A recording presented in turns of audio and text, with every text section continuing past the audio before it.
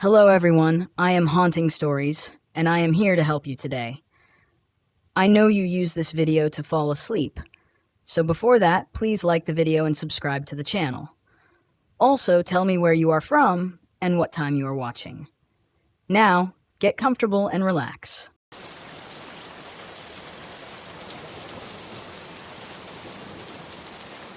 My name is Silas Filler. I'm 25 years old, and this happened just last fall in the wilderness of Spruce, West Virginia. I was there with my brother Casey, his girlfriend Danny, and his best friend Akata. We had planned a week-long camping trip, what was supposed to be a much-needed break from the grind of everyday life. Instead, it became a nightmare I can barely talk about, even now. It started as a simple idea. Casey, 30, was always the adventurous one, the kind of guy who thought following a marked trail was too easy. I went along because I needed to document local flora and fauna for my thesis in biology. Danny, 28, tagged along to spend more time with Cassie and indulge her love of spooky campfire stories. Then there was Akade, 29, clumsy and lovable, eager to make memories away from his desk job. Together we made an odd group, but we figured we'd have fun. We parked the RV at the Whispering Pines trailhead and set off into the dense, ancient forest. The air smelled of moss and pine, and sunlight dappled the ground through the canopy. Spruce Knob, the highest peak in West Virginia, loomed in the distance. Cassie insisted we take an unmarked route he'd found on an old map, and despite my reservations, we followed him deeper into the woods.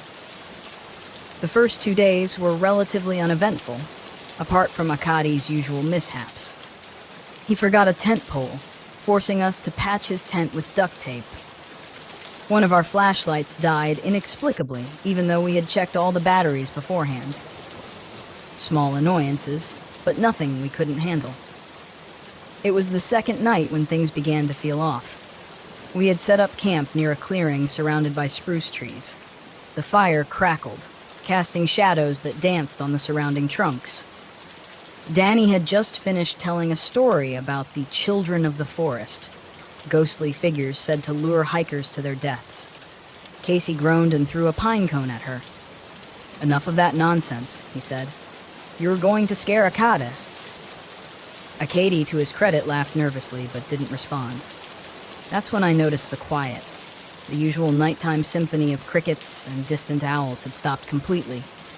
Even the wind seemed to hold its breath. "Do you hear that?" I whispered. Cassie smirked. "I don't hear anything. That's the point.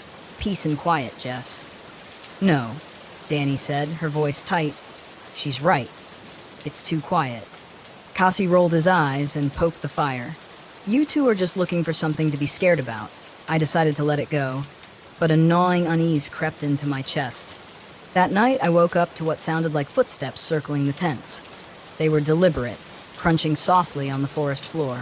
I held my breath, listening, my heart pounding. "Linda," a voice whispered. It sounded like Casey. I unzipped my tent slowly, peeking out. The fire had burned down to embers, casting a faint glow. Just beyond the light, I saw Cassie's silhouette standing by the trees. "What are you doing?" I hissed. He didn't respond. "Cassie?" The figure turned and walked into the woods. My first thought was that he was sleepwalking. Grabbing my flashlight, I stepped out and followed.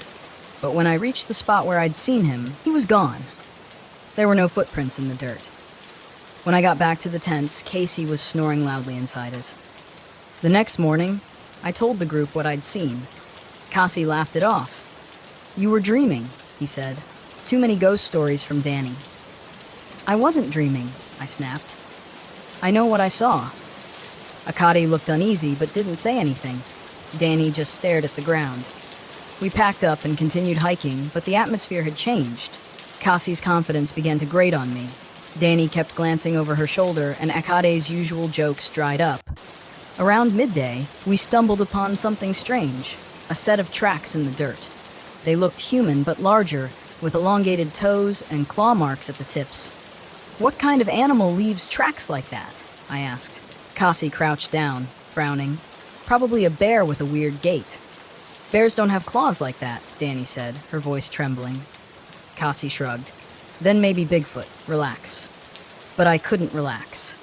The tracks led straight toward our intended campsite. That night was worse. We built a larger fire and sat close to it, as though the flames could ward off whatever was out there. Cassie and Danny argued about whether we should turn back.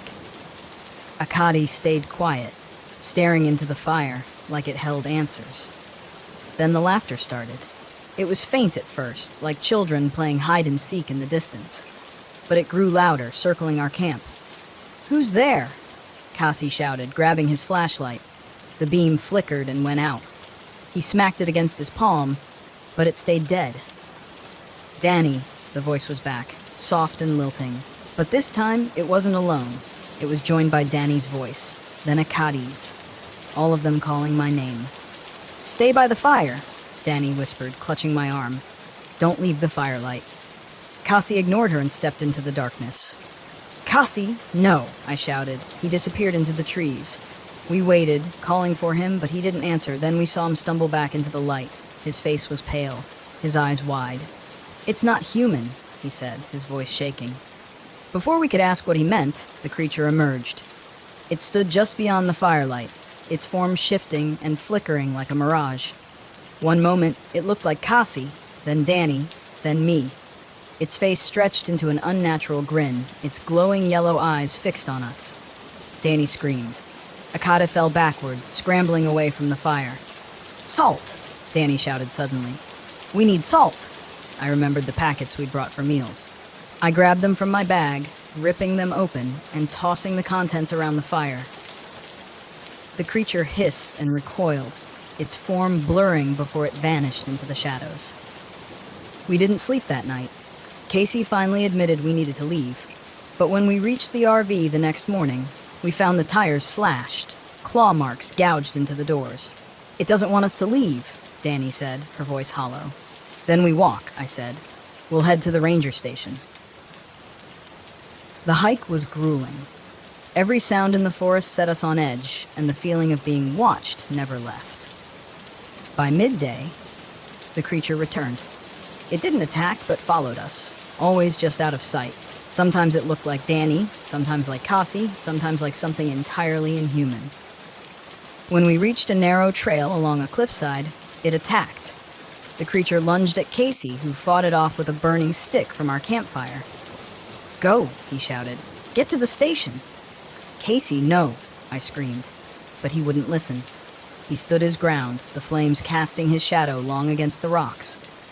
We ran. We reached the ranger station at dawn, our legs shaking, lungs burning. The creature didn't follow us into the sunlight, but Casey was gone.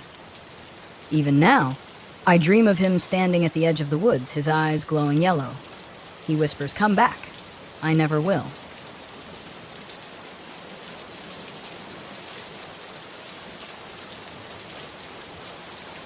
The road wound through the dense trees, snaking deeper into the heart of Low National Forest.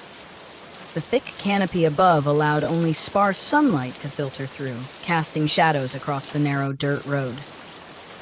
I gripped the steering wheel of my RV, trying to shake off the gnawing sense of unease creeping up my spine. It had been 3 hours since I'd passed another vehicle. Solitude was the whole point, wasn't it? This trip was supposed to help me clear my head, to reconnect with myself after the divorce. I had spent the last few months in a fog, and this trip to Deadwood Creek was meant to be my escape, a test of independence. No ex-husband, no stress, just me in the wilderness. I needed this. At least that's what I'd been telling myself for the past 2 weeks. Deadwood Creek Campground wasn't listed on any mainstream maps. Just a blip on an obscure site for hardcore campers who sought isolation. The campground had a reputation, but that was part of the appeal. I needed remote quiet, far away from anything that reminded me of what I'd left behind. But as I pulled into the clearing, past the sign half buried in moss that read Deadwood Creek, a shiver ran through me. The place was eerily quiet, the kind of silence that makes you second-guess your decision to be alone. I parked the RV near a small, trickling creek. The only other vehicle was an old, beat-up camper a short distance away, nestled under the towering pines. It was empty, No sign of movement, no campfire. Good. I wasn't in the mood for socializing. I stepped out into the cool afternoon air and surveyed the site. The woods were thick, ancient. The ground was littered with pine needles, muffling the sound of my footsteps. A perfect retreat.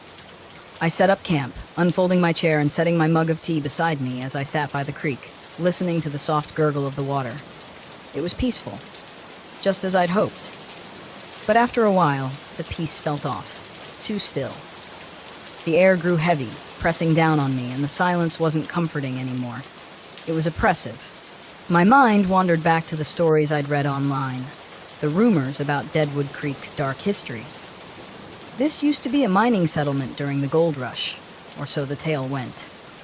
Dozens of men had come to find their fortunes, but most found only death. Mysterious disappearances, bodies never recovered. Some say the men still haunt the place, bound to the land, working their endless shifts beneath the earth. I dismissed it at first, chalking it up to local folklore meant to spook tourists. But now, sitting alone in the fading light, the stories didn't seem so far-fetched. The wind rustled the trees, and I jumped at the sound. Get it together, Hannah, I thought, rolling my eyes at my own nerves. I hadn't come all this way just to scare myself into leaving. That's when I saw him. A man standing near the edge of the campground, just at the tree line, leaning against a tree. He was tall, with broad shoulders and a scruffy beard, his clothes worn and dirty as if he'd been out here for weeks. His gaze was fixed on me. I waved awkwardly, and he lifted a hand in response before slowly walking over. "Didn't mean to spook you," he said, his voice easy, almost too casual. "Didn't expect anyone else out here this late in the season." "I wasn't expecting anyone either," I replied, forcing a smile. "Just needed some time alone, you know." "Yeah, I get that," he chuckled, though the sound didn't quite reach his eyes. "I'm Rick, by the way. Been coming here for years." I nodded, unsure what to say. Rick had the look of someone who belonged out here, someone who knew the woods like the back of his hand. I didn't. "Be careful out here," Rick said after a pause, his gaze drifting toward the woods. "Deadwood Creek's got a history. Strange things happen when the sun goes down." My skin prickled at his words, but I forced myself to laugh. "Let me guess, ghost stories, miners and all that?" Rick's expression didn't change. "Something like that. Just don't stray too far from your camp." He turned and walked back to his camper without another word, leaving me with a knot of unease in my stomach. That night, I couldn't sleep. The RV was silent, the temperature inside dropping faster than I had expected. I wrapped myself in blankets, trying to ignore the unsettling feeling creeping over me. Then, the sound started. At first, I thought it was the wind, but soon I realized it was something else. Faint at first, barely perceptible. A rhythmic clinking echoed from the direction of the creek. It sounded like tools, mining tools, pickaxes striking rock. I bolted upright in bed, my heart pounding. No, I had to be imagining it. This was what I had come here for, solitude. But I couldn't shake the sound. It was growing louder, the metallic rhythm persistent, almost like a heartbeat. Grabbing a flashlight, I climbed out of the RV, my breath visible in the cold night air. The forest was a wall of darkness, the trees looming overhead like silent sentinels. The creek's rushing water was louder now, tumbling over rocks, and I could swear I heard voices, whispers carried on the wind. I swept my flashlight across the campsite, catching nothing but trees and the faint shimmer of water. Then I saw them. Figures. Shadowy, half-formed shapes moving by the creek. Their outlines were faint but unmistakably human. They moved as if they were working, digging, swinging pickaxes in time with the clinking sound. My throat tightened as I realized they weren't there in the normal sense. They were translucent, faded. I stumbled back, my mind scrambling to make sense of what I was seeing. Ghosts? No, that was impossible. I backed toward the RV, my pulse racing. But as I turned, I nearly collided with Rick. "Easy," he said, raising his hands. "I saw your light. Thought I'd come check on you." I couldn't find the words to explain what I had just seen. But Rick didn't need me to. He simply looked over at the creek and nodded, his face unreadable. They come out at night. The miners. Been here for over a century, trapped in their own hell. I swallowed hard, trying to suppress the rising panic. You mean you know about this? What is this place? Rick gave a half smile, though it was more sad than comforting. Deadwood Creek. These men came here to find gold, but all they found was death. Now they're stuck here, working the land forever. Some nights, they're just echoes. Other nights... He trailed off, but the implication was clear. On other nights, they weren't just echoes.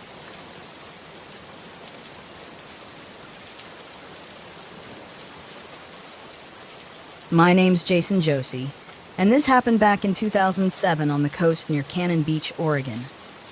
I had just bought an old RV and thought it a good idea to break it in with a solo camping trip. I had this job back in Eugene at a car repair shop, and it didn't pay great, so buying that RV was the best and dumbest thing I'd done in years. Dumb because it guzzled gas like it was still 1972, but it had character, you know? Felt like I was driving a tank of freedom. Cannon Beach was only about 3 hours away, a popular spot, but I'd managed to find a little-known area off the main path, somewhere a bit more rugged and off the beaten trail. Fewer people meant less noise, which was perfect for me. The air was crisp, the waves a constant hum in the background, and I was hoping to recharge a little, just me in the wild for a couple of days. I even told a couple of friends as a half joke, if you don't hear from me by Tuesday, start worrying. The spot was tucked into a curve of the shoreline, framed by rocks and a cliff that gave it a secluded feel. The nearest camper was maybe half a mile up the coast, and beyond that a dense line of trees hugged the rocky landscape. I parked, set up my chair by the door, and cracked open a beer. The RV wasn't perfect, but I thought I'd fix it up eventually. Maybe even put in some solar panels if the job at the shop started paying better. Just as the sun dipped down, turning everything this deep blood-red hue, I noticed a small, faded tent down on the beach. It was barely holding up against the wind, and I wondered if some kids had left it behind or if maybe someone had taken off into the woods for a while. But the tent looked too worn, as if it had been abandoned for longer than just a night or two. My curiosity got the better of me, so I took a stroll, sand sticking to my boots, and made my way over. The tent flap was open, and it looked like someone had dumped a couple of sleeping bags and a backpack inside. But it wasn't just any sleeping bag. It looked like someone had tried tearing into it with a knife. The material was shredded, as if the owner had been trying to make it into something else, or had been in a panic to get out. The backpack was half empty, with a few random clothes strewn about, and some canned food with rust spots forming. It looked like the setup hadn't been touched in weeks, if not months. I'll admit I was creeped out. There was something off about the scene. Too quiet, as if it had been frozen in time and just left there, like the remnants of some weird ritual. I was about to leave when I noticed a small notebook tucked into the corner of the backpack. I flipped it open, and the first page had scribbled words that didn't make much sense. Mostly random notes, dates, and then one phrase. He comes at night. Now, that should have been the moment when I turned around, packed up my RV, and headed back to Eugene. But curiosity got the better of me. Besides, I'd seen enough horror movies to know the stupid moves, and I figured as long as I stayed cautious, I'd be fine. I tossed the notebook back in the tent and made my way up to the RV, shaking off the weird feeling in the pit of my stomach. I spent the rest of the evening tinkering with the RV's old heater and cooking up some canned stew. The thought of that abandoned camp didn't leave me, though. It hung around, itching at the back of my mind. Around 12, I locked up the RV and settled in, but sleep was hard to come by. The ocean's rhythm usually had this calming effect, but tonight it sounded distant, hollow. Around midnight, I was jolted awake by a thudding sound. It was faint at first, like something tapping on metal. My first thought was that it was a branch from a tree hitting the RV, but there weren't any trees that close. I reached for my flashlight, switched it on, and swept the beam across the small cabin. Nothing seemed out of place, but the thudding continued. Steady, almost like it was getting closer. I got out of bed, my heart thumping harder than I'd like to admit. Grabbing the flashlight tighter, I crept to the door and listened. The night was still, save for the distant rush of waves. But there it was again. A soft, deliberate tapping right against the back of the RV. I took a deep breath, swung the door open, and stepped outside. The flashlight beam cut through the darkness, and that's when I saw him. He was crouched down by the back of the RV, running his fingers along the bumper, almost like he was inspecting it.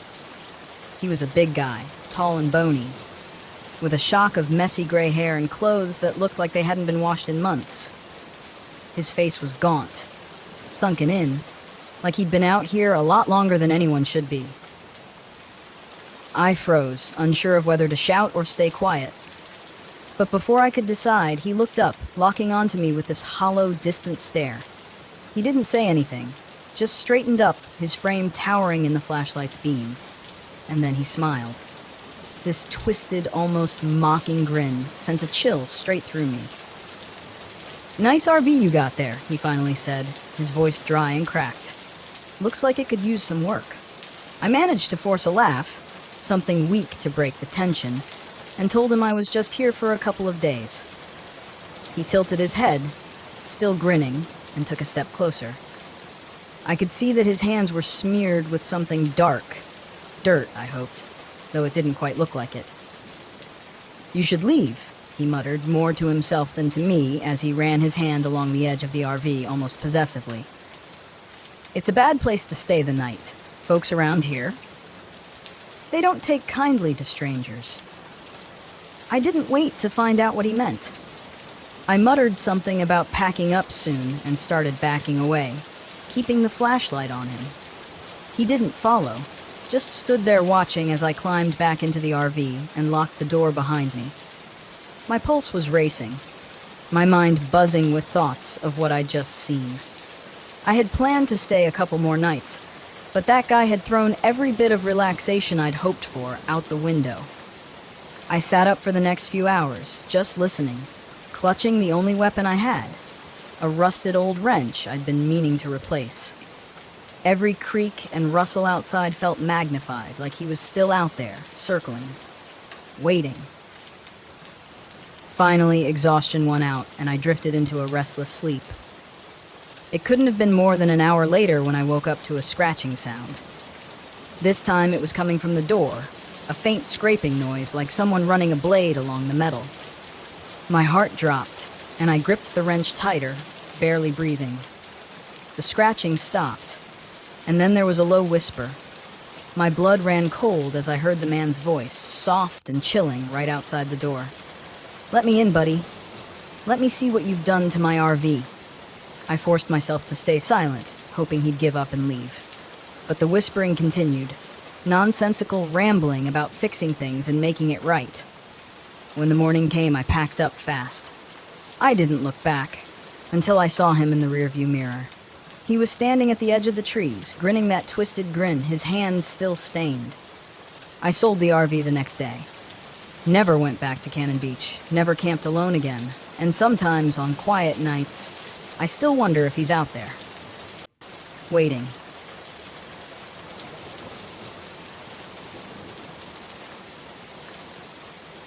My name is Leander Wick, and back in 2016, I took my trusty RV to Canyonlands National Park in Utah to get away from it all.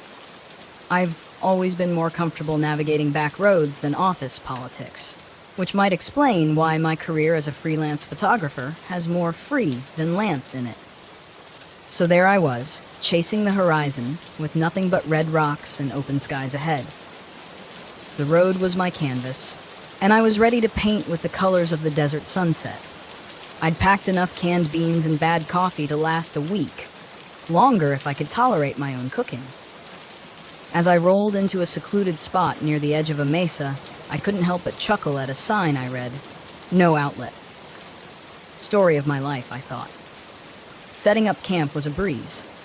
I parked the RV facing west to catch the evening light and set out a chair to soak in the view. The silence was profound, interrupted only by the occasional rustle of the wind and my stomach reminding me that beans weren't a food group. While fumbling with a can opener, a device clearly designed to test human patience, I noticed another RV parked about 150 yards away. It was a vintage Airstream, polished to a shine. Looked like someone cared more about their vehicle than I did about my entire wardrobe. "Nice rig," I shouted, waving. A man stepped out, gave a polite nod, but didn't say anything. Tall guy, broad shoulders, wearing a hat that shadowed his face. Well, so much for neighborly chats. The first night was uneventful, which in my book is a good thing. I spent it trying to capture star trails with my camera, though I probably ended up with more photos of my thumb than the Milky Way. I turned in late, the kind of tired that makes even an RV bed feel like a luxury mattress. The next morning, I decided to go for a hike to scout some photo spots. I packed my gear, slapped on some sunscreen, because lobster red is not my color, and headed toward a canyon that looked promising. As I passed by the Airstream, I noticed the man from before sitting outside, whittling a piece of wood. Up close, he had a rugged face, the kind that had seen more sunrises than I'd had hot meals. "Morning," I offered. He looked up, eyes a shade of gray that matched the storm clouds gathering in the distance. "Stay on the marked trails," he said flatly. "Will do," I replied, trying to keep things light. Wouldn't want to get lost and have to eat cactus for dinner. He didn't laugh. Tough crowd. Shrugging it off, I continued on my way. The landscape was breathtaking. Towering sandstone formations, narrow slot canyons, and the kind of silence that makes you check if your ears are working. I set up my tripod near a particularly dramatic vista and lost track of time as I snapped away. On the way back, I noticed something odd. A series of deep grooves in the dirt, like something heavy had been dragged. They led off the trail and disappeared behind a rocky outcrop. Curiosity may have killed the cat, but satisfaction brought it back, right? I followed the marks, navigating through shrubs and over rocks. As I rounded the bend, the smell hit me. Metallic, pungent. Then I saw it. A large, dark stain on the ground and what looked like torn fabric caught on a nearby branch. My heart did a somersault. This wasn't the scenic detour I signed up for. I snapped a few photos, not out of morbid fascination, but instinct. Evidence, I told myself. Maybe someone's injured and needs help. Heading back to the main trail, I nearly jumped out of my skin when I heard footsteps behind me. It was the man from the Airstream. "You're off the trail," he said, his voice devoid of warmth. "Yeah, sorry. I thought I saw something." "You shouldn't be here." He stepped closer, and I noticed a dark smudge on his sleeve. "Is that paint?" I asked, pointing. He glanced down. "Had an accident." "Right, well, I'll just get back then." I tried to move past him, but he blocked my path. "Delete the photos," he demanded. "Excuse me? You took pictures. Delete them." Alarm bells rang louder than a Monday morning alarm clock. "They're just landscapes," I lied. He reached into his pocket, and I caught a glimpse of something metallic. This was officially above my pay grade. "Okay, look," I stammered. "If this is about trespassing, I'm sorry. No need to make a federal case out of it." "Delete the photos," he repeated, stepping closer. I weighed my options, comply or make a run for it. Given that my cardio was limited to sprinting for the microwave before my popcorn burned, running wasn't ideal. "Fine," I said, pulling out my camera. I fumbled with the settings, pretending to navigate to the delete menu. In a split second, I swung the camera up and blinded him with a flash, then took off like a rabbit on espresso. Behind me, I heard a curse and the sound of pursuit. Adrenaline is a funny thing. It turns out, when you're running for your life, you discover muscles you didn't know you had. I zigzagged through the terrain, hoping to lose him among the rocks. My RV wasn't far. I just had to make it there. Bursting into the clearing, I risked a glance back. He was nowhere in sight.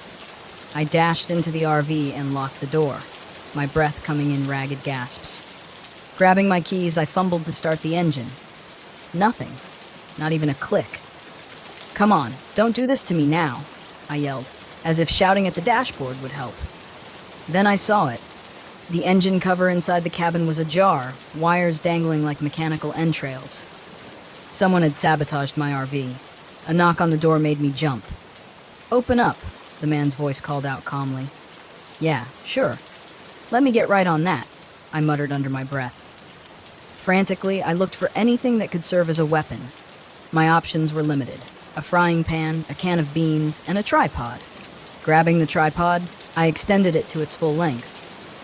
"Look, I don't want any trouble," I shouted. "Too late for that," he replied. The windows, why hadn't I thought of that? I moved to the side window and peered out. He was standing by the door, something glinting in his hand. A knife. "Great, Logan," I whispered.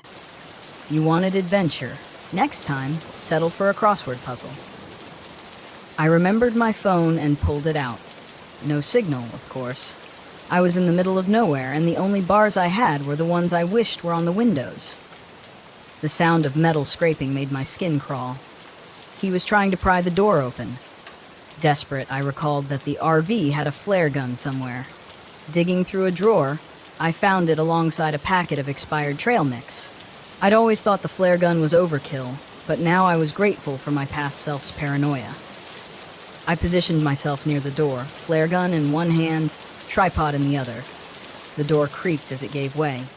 He stepped inside, eyes scanning the interior.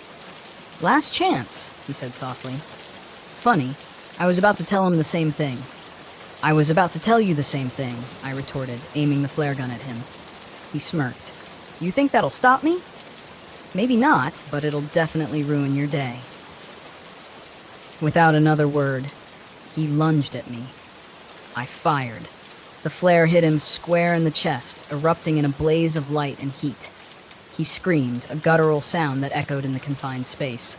Taking advantage of his distraction, I shoved past him and bolted out of the RV. Smoke billowed out behind me. I didn't look back. I sprinted toward the airstream, reasoning that he might have a vehicle that actually worked. As I approached, the smell hit me, a mix of chemicals and something worse. Pushing the door open, I was unprepared for the sight inside. Barrels labeled with hazardous material signs lined the walls. On a table lay stacks of cash and packets of white powder. This guy wasn't just some random psycho, he was running a drug operation out here. Then I saw it. A satellite phone on the counter. Grabbing it, I dialed 911. Miraculously, it connected. 911, what's your emergency? I'm at Kenyon's National Park. There's a man trying to kill me. A heavy hand clamped down on my shoulder. I spun around to see his face, contorted with rage, burn marks across his chest. "Time to end this," he growled. He swung the knife, and I barely dodged, stumbling backward into the table. My hand landed on something cold, a wrench. Without thinking, I swung it upward, connecting with his jaw. He staggered but didn't go down. We grappled, knocking over barrels and scattering cash like confetti at a nightmare birthday party.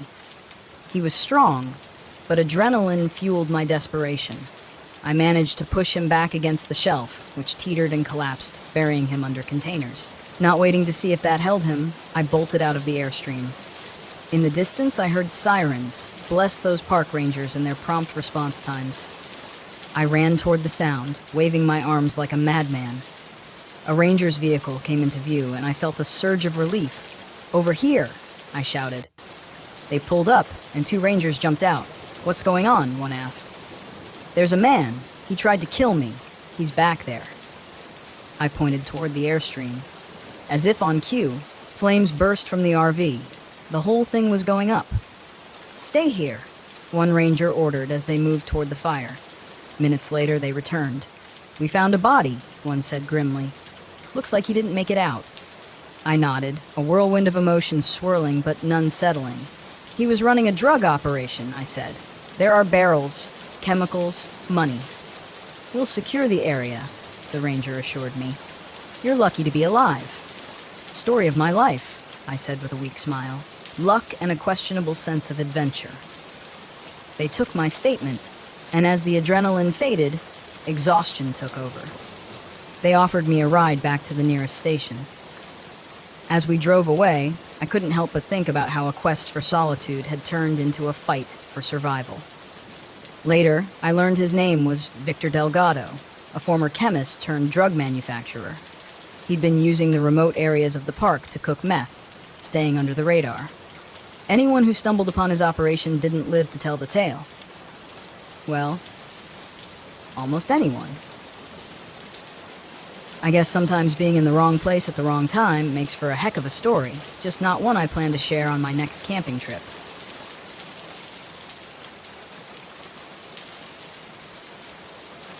My name is Harry Maguy, and back in 2002, I drove my RV up to the remote corners of the Tongass National Forest in Alaska.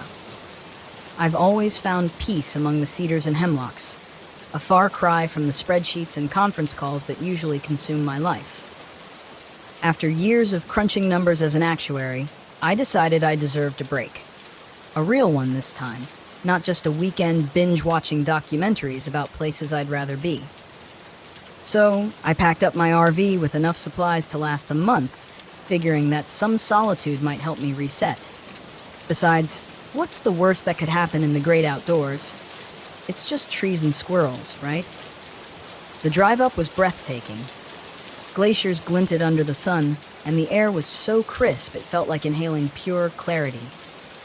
I set up camp near a serene lake, its surface so still it looked like a giant mirror reflecting the endless sky. The nearest town was miles away, and that was exactly the point. On my second day, I decided to try my hand at fishing. Armed with a brand new rod that still had the price tag dangling from it, I headed to the lake. Casting the line, I felt a strange sense of accomplishment. That is, until I realized I'd forgotten bait.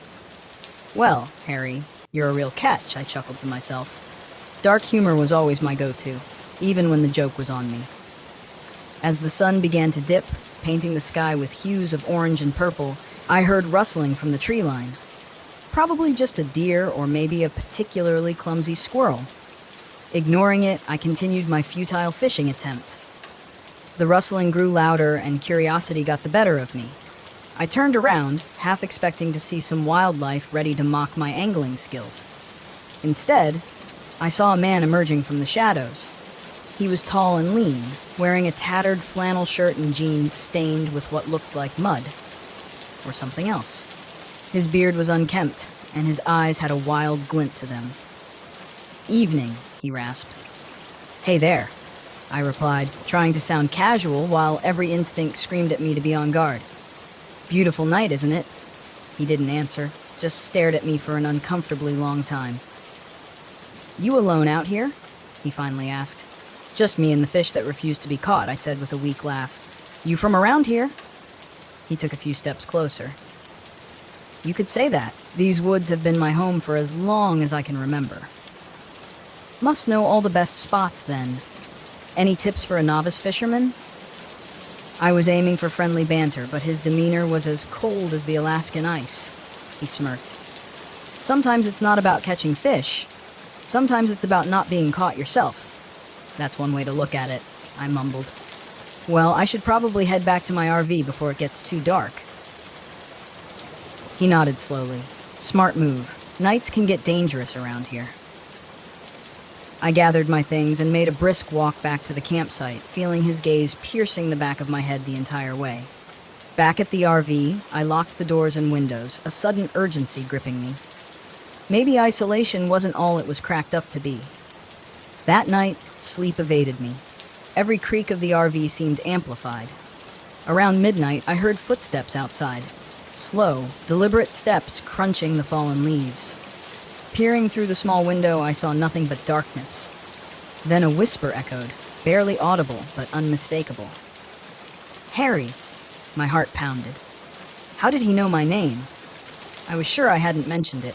Grabbing the nearest thing that could serve as a weapon, a cast-iron skillet, I stood by the door, muscles tense. Minutes passed, and the footsteps faded away. Maybe it was just my mind playing tricks. After all, solitude can do that, right? I convinced myself it was the wind and finally drifted into a restless sleep. The next morning, I decided to move camp. As I packed up, I noticed something chilling. Footprints circling the RV. They were deep and erratic, as if someone had been pacing all night. A shiver ran down my spine. Diving further into the forest, I found a new spot near a flowing river. The sound of the water was soothing, and I felt a bit more at ease. Determined not to let one odd encounter ruin my trip, I went for a hike, taking in the majestic beauty around me. About an hour into the trail, I stumbled upon an old, dilapidated cabin. Curiosity nudged me forward. The door was ajar, and the interior was as grim as you'd expect. Rusted tools, a rickety table, and walls adorned with deep scratch marks. Then I saw it. A bulletin board plastered with newspaper clippings. Stepping closer, I read the headlines. Missing hikers baffle authorities. Unsolved murders plague Tongass Forest. Local man suspected but never charged. Beneath the clippings were photographs, candid shots of people who, judging by the dates, had vanished over the past decade. My blood ran cold when I saw a freshly pinned photo of me fishing by the lake. A floorboard creaked behind me. Spinning around, skillet raised, I faced the man from last night. "I see you found my little gallery," he said, a sinister grin spreading across his face. "What is this?" I demanded, trying to keep my voice steady. "Memories," he replied. "Trophies of my time spent with visitors like you." I edged toward the door, but he blocked my path. Now. Leaving so soon? We haven't even started." Without thinking, I swung the skillet. It connected with his shoulder, and he let out a grunt, not of pain, but of amusement. "Feisty one, aren't you?" He lunged at me, and we both crashed onto the splintered floor. The skillet slipped from my grasp. His hands wrapped around my throat, his grip tightening. Spots danced before my eyes as I struggled beneath his weight. Desperate, my fingers searched the floor until they closed around a shard of glass from a broken picture frame. Summoning every ounce of strength, I drove it into his arm. He howled, recoiling just enough for me to shove him off. Gasping for air, I scrambled to my feet and bolted out the door. The dense forest that once felt like a sanctuary now seemed like a maze designed to trap me. Branches tore at my clothes as I raced through the underbrush. Behind me, his footsteps pounded, getting closer. "You can't run forever," he shouted. "Watch me?" I yelled back, adrenaline fueling my escape. Bursting into a clearing, I spotted another RV parked near a makeshift campsite. 2 hikers were preparing lunch, oblivious to the chaos unfolding. "Help! He's trying to kill me!" I screamed. They looked up, confusion turning to alarm as they saw the blood on my neck and the terror in my eyes. One of them, a burly man with a thick beard, stood up. "What the hell is going on?" Before I could answer, the maniac emerged from the trees. "He's crazy," I shouted. "He's killed people." The burly man squared his shoulders. "Buddy, you need to back off." The killer sneered. "This doesn't concern you." "Like hell it doesn't," the second hiker, a woman with sharp eyes, said as she reached into their RV and pulled out a flare gun. "Leave now or we'll make you." For a moment, the killer assessed the situation. Then, with a twisted smile, he retreated into the woods. "This isn't over, Harry," he called out before disappearing among the trees. My knees buckled, and I collapsed to the ground. The couple rushed over. "You're safe now," the woman assured me. "Let's get you inside and clean you up." Inside their RV, I recounted everything between gulps of water. They introduced themselves as Victor and Elena, seasoned campers who had been exploring the Alaskan wilderness for years. "We've heard rumors about people going missing," Victor said grimly, "but we never thought." "We need to contact the authorities," Elena insisted. "There's no signal out here," Victor replied. "We'll have to drive to the nearest ranger station." A sudden thud against the side of the RV silenced us. The window shattered as rocks came crashing through. "He's back!" I shouted. Victor grabbed a hunting knife from his pack. "Stay here," he ordered. "Are you insane?" Elena hissed. "We need to stay together." Another rock smashed through, narrowly missing Elena's head. "We can't just sit here," Victor argued. "He's trying to flush us out." I realized we needed to make a run for it. Gathering what we could, we dashed out of the RV and headed toward Victor and Elena's truck. As we ran, the killer appeared, brandishing an axe with bloodstains that hinted at its grim history. He charged at us, and Victor met him head-on. The two grappled, the axe swinging dangerously close. "Go!" Victor shouted at us. Elena hesitated. "I'm not leaving you." "Elena, we have to help him," I urged. She nodded, and together we searched for anything that could tip the scales. Spotting a fallen branch, I picked it up and swung at the killer, striking his back. He stumbled, giving Victor the opening he needed to plunge the knife into the attacker's side. The killer let out an agonized scream but didn't go down. Instead, he turned his fury toward me. Before he could advance, Elena fired the flare gun. The flare struck his chest, igniting his shirt. Flames licked up his torso as he thrashed wildly. "Let's go!" Victor yelled. We didn't need to be told twice. Piling into the truck, we sped off, the figure of the burning man shrinking in the rearview mirror. The road was rough, but Victor navigated it with practiced skill. After what felt like an eternity, we reached the ranger station. Bursting inside, we relayed our harrowing tale to the stunned officers. They immediately dispatched a team to investigate. Days later, the authorities confirmed our account. They found the charred remains of the cabin and unearthed shallow graves nearby, each containing the remains of missing hikers and campers.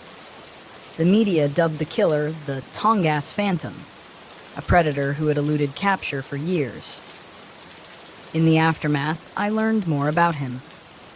His name was Silas Crow, a former wilderness guide who went off the grid after a personal tragedy twisted his psyche.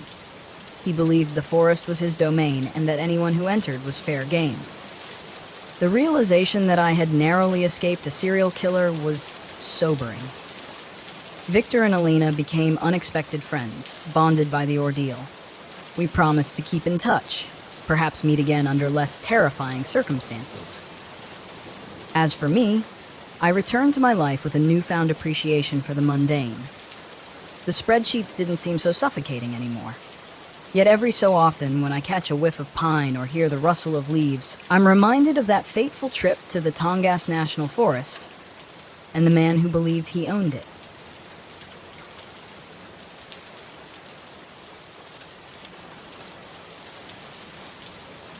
The forest around me was too quiet. I'd been sitting by the campfire outside my RV, immersed in the silence for hours. But now something felt off. The kind of off you feel in your gut before your brain catches up to what's happening. No wind, no rustling in the leaves, just dead stillness. That was the first thing I noticed when I pulled up to this remote campsite deep in Mount Hood National Forest. A place like this should have been full of life. Birds, insects, something. But the only sound was the crackle of the fire and the distant hum of the radio I'd brought along. I needed quiet after everything that had happened over the past year. I wasn't looking for distractions, just isolation. After my wife's death, nothing made sense anymore. People kept telling me I needed to move on. But the noise of life, the sympathy, the well-meaning advice, the friends who didn't know what to say, became unbearable. So I packed up and hit the road, hoping the wilderness would give me space to think. Or maybe stop thinking altogether. I thought the forest would help. It had. Until now.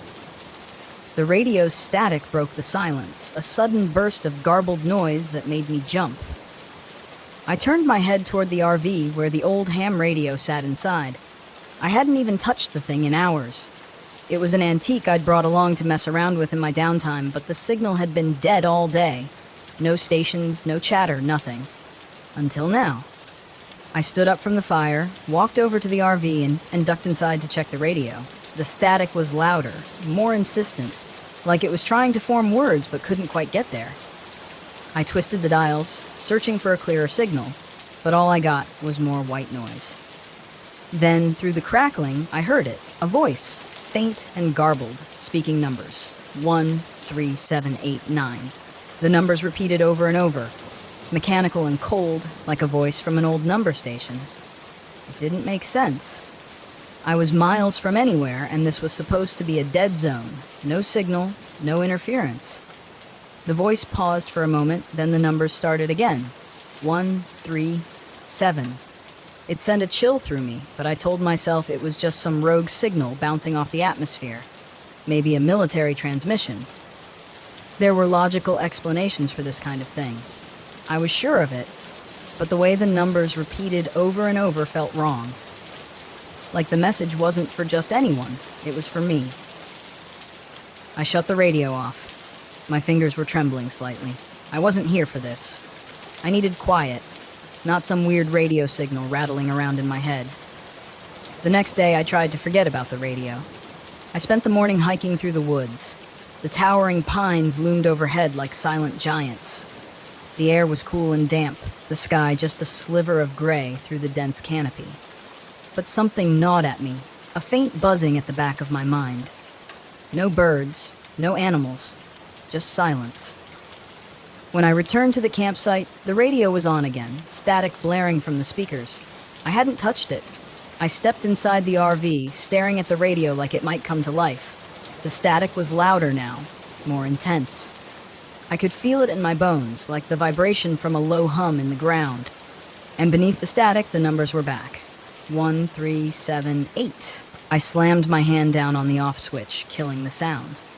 My pulse was racing, my mind scrambling for an explanation.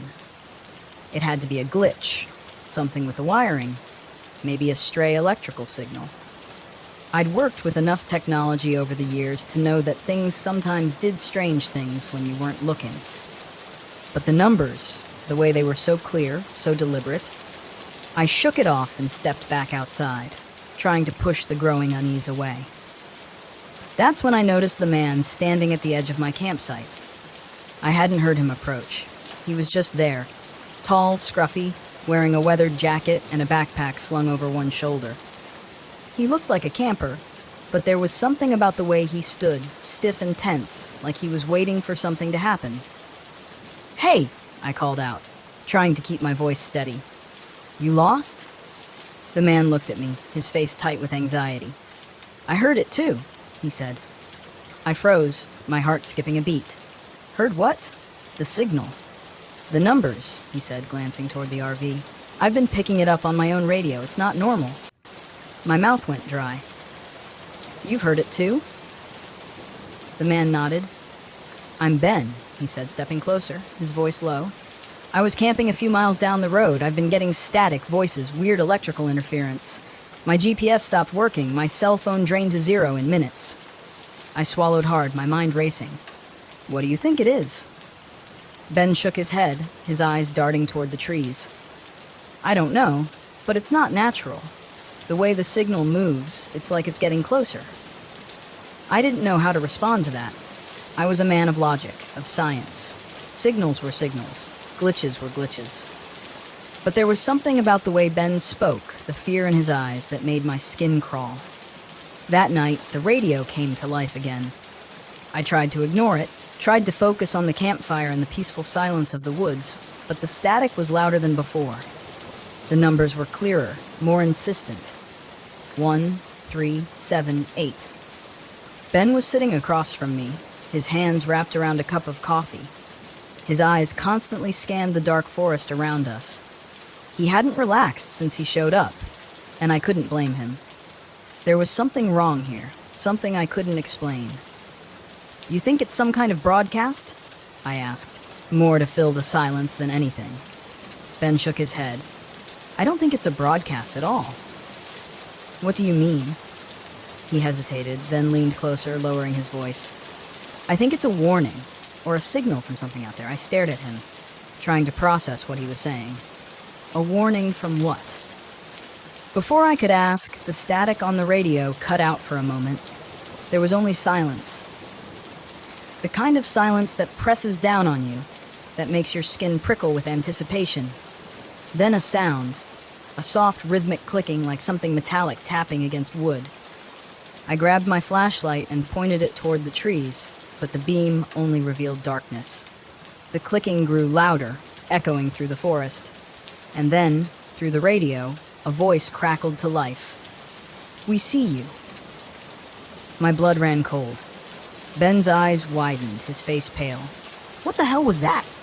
I whispered, my voice barely audible over the pounding of my heart.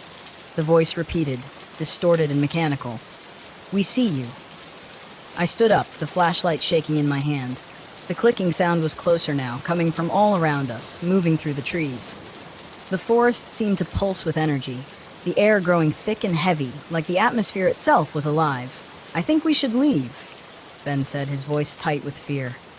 "For once," I agreed. The next morning, I found Ben's tent abandoned. His gear was scattered around the clearing, but there was no sign of him. No footprints, no note. Just the cold, empty forest and the low hum of static that had settled into the air like a living thing. I tried to follow his tracks, but they vanished in the thick underbrush. It was like he'd walked into the trees and disappeared. The GPS on my phone was useless, spinning me in circles.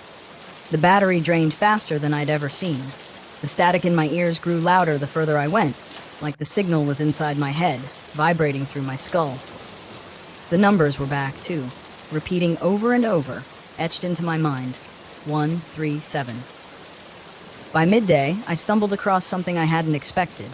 An old, dilapidated radio tower hidden deep in the woods. The metal was rusted, vines crawling up the sides, but it was still faintly humming with power. I climbed the tower, every step echoing in the stillness. My heart hammered in my chest. At the top, I found the source of the signal. A small glowing device pulsing with an eerie cold light. It didn't belong here. It wasn't part of the original tower. It was something else, something foreign. I reached out and touched it, and the static in my head exploded. The numbers, the clicking, the voices. It all crashed into me at once.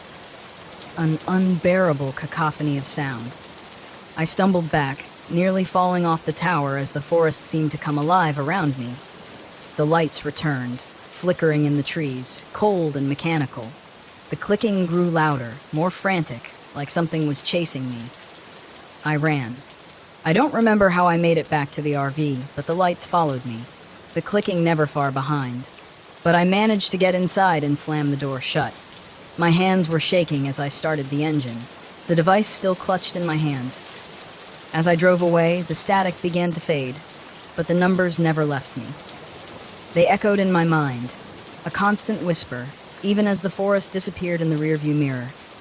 It's been days now, and I'm still hearing them. 137. I can't get them out of my head. And I can't shake the feeling that whatever was out there, whatever sent that signal, knows where I am. And it's not done with me yet.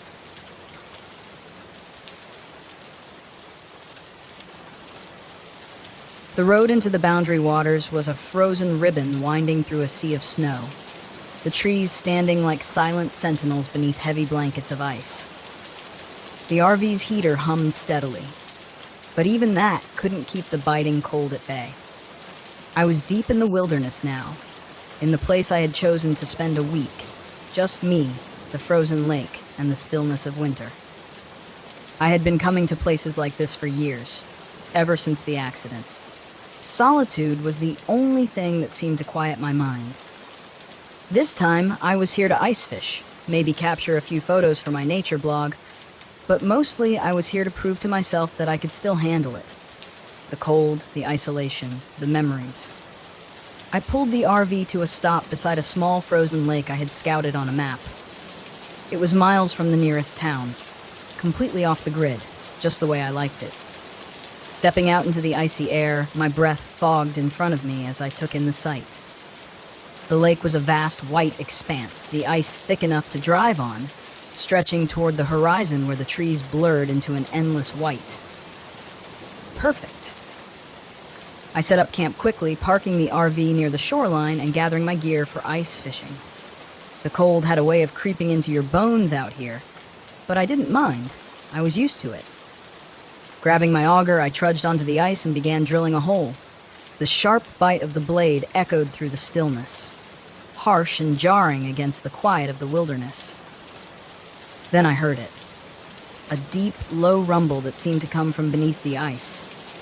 I paused, gripping the auger tightly, and listened.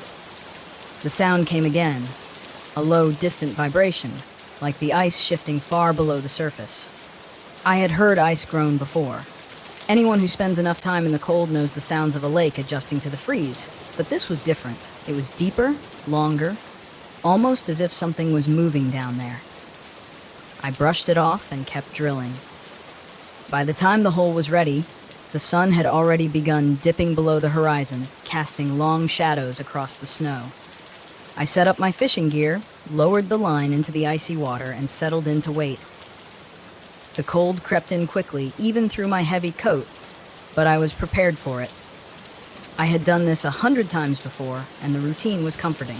But that sound, the rumble beneath the ice, kept creeping back into my thoughts. As night fell, I lit a small fire near the shore, the flames flickering weakly against the chill. I sat by the fire, staring out over the frozen expanse of the lake. The stars were beginning to appear in the clear sky above, bright and distant. Then I saw it. A light faintly flickering beneath the ice. At first, I thought it was a reflection, perhaps moonlight hitting the surface at just the right angle. But as I watched, the light moved, slow and steady, as if something was drifting beneath the ice. I blinked, rubbed my eyes. It was still there, faint and rhythmic, like a lantern swaying in the depths below. I stood, my heart pounding in my chest, and walked toward the lake. The light seemed to pulse, growing brighter for a moment, then dimming again. Always moving, always just out of reach. I tried to rationalize it. Maybe it was a trick of the light or a reflection from the sky. But deep down, I knew better. There was no one else out here. No one who could be moving under the ice. The rumble came again, louder this time, vibrating up through the soles of my boots. I took a step back, suddenly feeling exposed out there on the open ice. The wind picked up, howling through the trees, and I turned back toward the RV, my mind racing. The light, the sound, something wasn't right. The next morning, I couldn't shake the feeling that something was wrong. I went back out onto the lake, determined to make sense of it all. The sun was barely up, and the cold was more biting than ever. As I walked, I glanced toward the hole I had drilled the day before. Something was off. There, by the edge of the hole, was a long, jagged crack running across the ice. The crack hadn't been there yesterday. It snaked out in an erratic line, as if something had pressed up from below. I knelt down, running my gloved fingers along the crack, feeling the cold seeping through the ice. The surface felt thin, too thin for the middle of winter.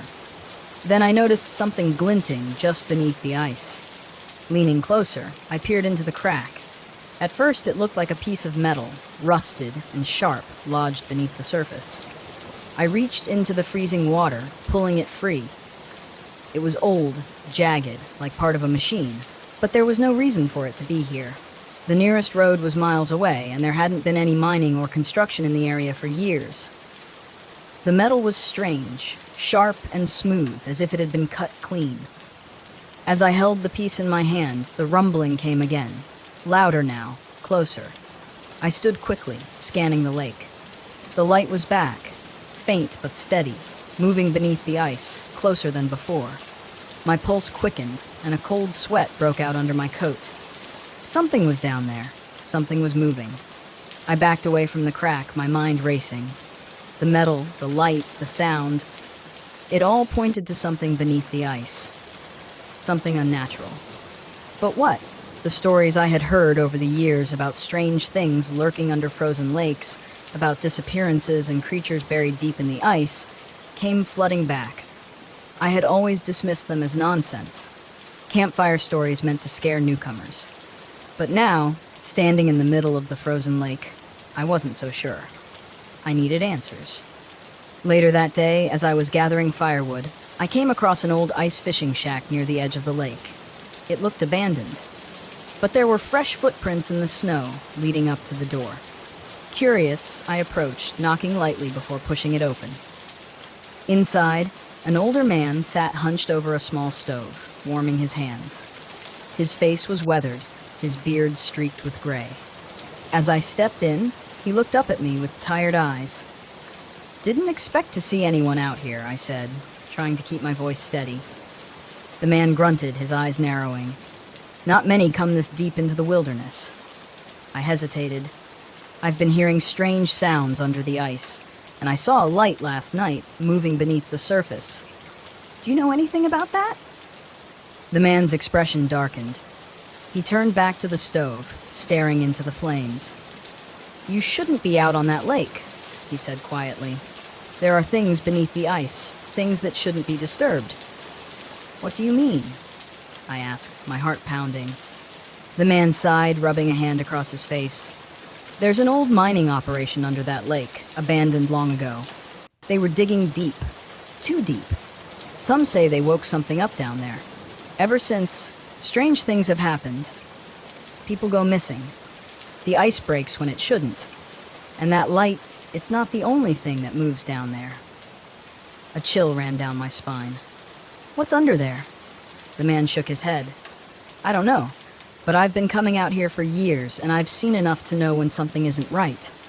The lake's alive. It's watching you. That night, the light beneath the ice returned, brighter than before, pulsing like a heartbeat. I watched from the RV, my breath fogging up the window, as the rumbling beneath the ice grew louder, more insistent. I knew I couldn't stay. Whatever was beneath the lake, it was waking up. I packed my gear quickly, throwing everything into the RV, but as I started the engine, the ground beneath me began to tremble. The rumbling was almost deafening now, vibrating up through the frozen earth. I glanced toward the lake, and my blood ran cold. The ice was cracking, long fissures spreading from the center. And then in the distance, the surface exploded upward, a massive shape breaking through. I only caught a glimpse, something dark and enormous, sliding beneath the ice again, disappearing as quickly as it had appeared. But it was enough. I floored the gas pedal, the RV lurching forward as I raced away from the lake, the sound of cracking ice echoing behind me. The road was a blur, my heart pounding in my chest. But even as I drove, I could still feel it, the weight of something massive beneath the surface, watching, waiting. When I finally reached the main road, the rumbling stopped. But the memory of that thing beneath the ice stayed with me. I'll never forget it. The way the light pulsed, the way the ice cracked as if it were alive. I left the boundary waters behind, but a part of me knows I'll never truly escape it. Some things should stay buried. And whatever's beneath that lake, it's not finished yet.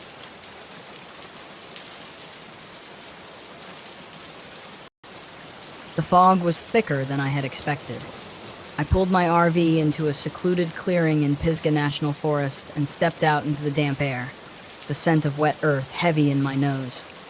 Everything was muffled, as if the forest were holding its breath. The trees were shrouded in mist, their trunks fading into the gloom, and somewhere out there, hidden within the fog, was the trail I had heard so much about, waiting for me. I had come here to find something unique. My vlog had been stagnating and I needed a fresh angle. A fellow hiker had mentioned an unmarked trail, a path that didn't appear on any maps, one that locals swore disappeared and reappeared as if it had a life of its own.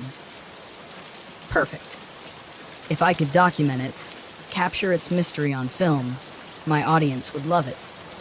I grabbed my camera, set it up, and filmed a quick introduction. Hey everyone, it's Nate here, and I'm in the middle of the misty Pisgah National Forest, about to track down the infamous Vanishing Trail. Legend says this path comes and goes, and those who wander too far down it don't come back. Let's see if that's true. I packed up my gear and set off into the fog. The forest was silent, the only sound the crunch of my boots on damp leaves. I had a GPS in my pocket just in case, but I didn't plan to use it unless things got really bad. I wanted to go off the grid, find this mysterious trail, and see if there was any truth to the rumors. I had always been a skeptic. Ghost stories and folklore were fun to tell around a campfire, but that was all they were, stories. As I walked, the fog thickened, swallowing the trees. It clung to my skin, cold and heavy. It wasn't long before I found the first strange marker, a stone slab jutting from the ground, its surface covered in spiraling symbols that didn't resemble any language I knew. I filmed it, speaking into the camera as I described the find. This looks like something from an old burial ground, but there's no mention of this on any maps. Really makes you wonder what else is out here, hidden beneath the fog. I kept moving. The trees grew closer together, and the trail became fainter, more overgrown. Soon, it was little more than a game trail, barely distinguishable from the rest of the forest floor. I pushed forward, keeping the camera rolling, but after another hour of hiking, the trail simply vanished. One moment, there had been a clear path. The next, it was gone, swallowed by the forest. I checked my GPS, but the signal flickered weakly. The screen showed that I was in the middle of nowhere. No path, no landmarks, just a blank screen with a blinking dot. Me, alone, in the fog. Okay, I muttered, you've dealt with worse. I turned back the way I had come, but the forest looked different now.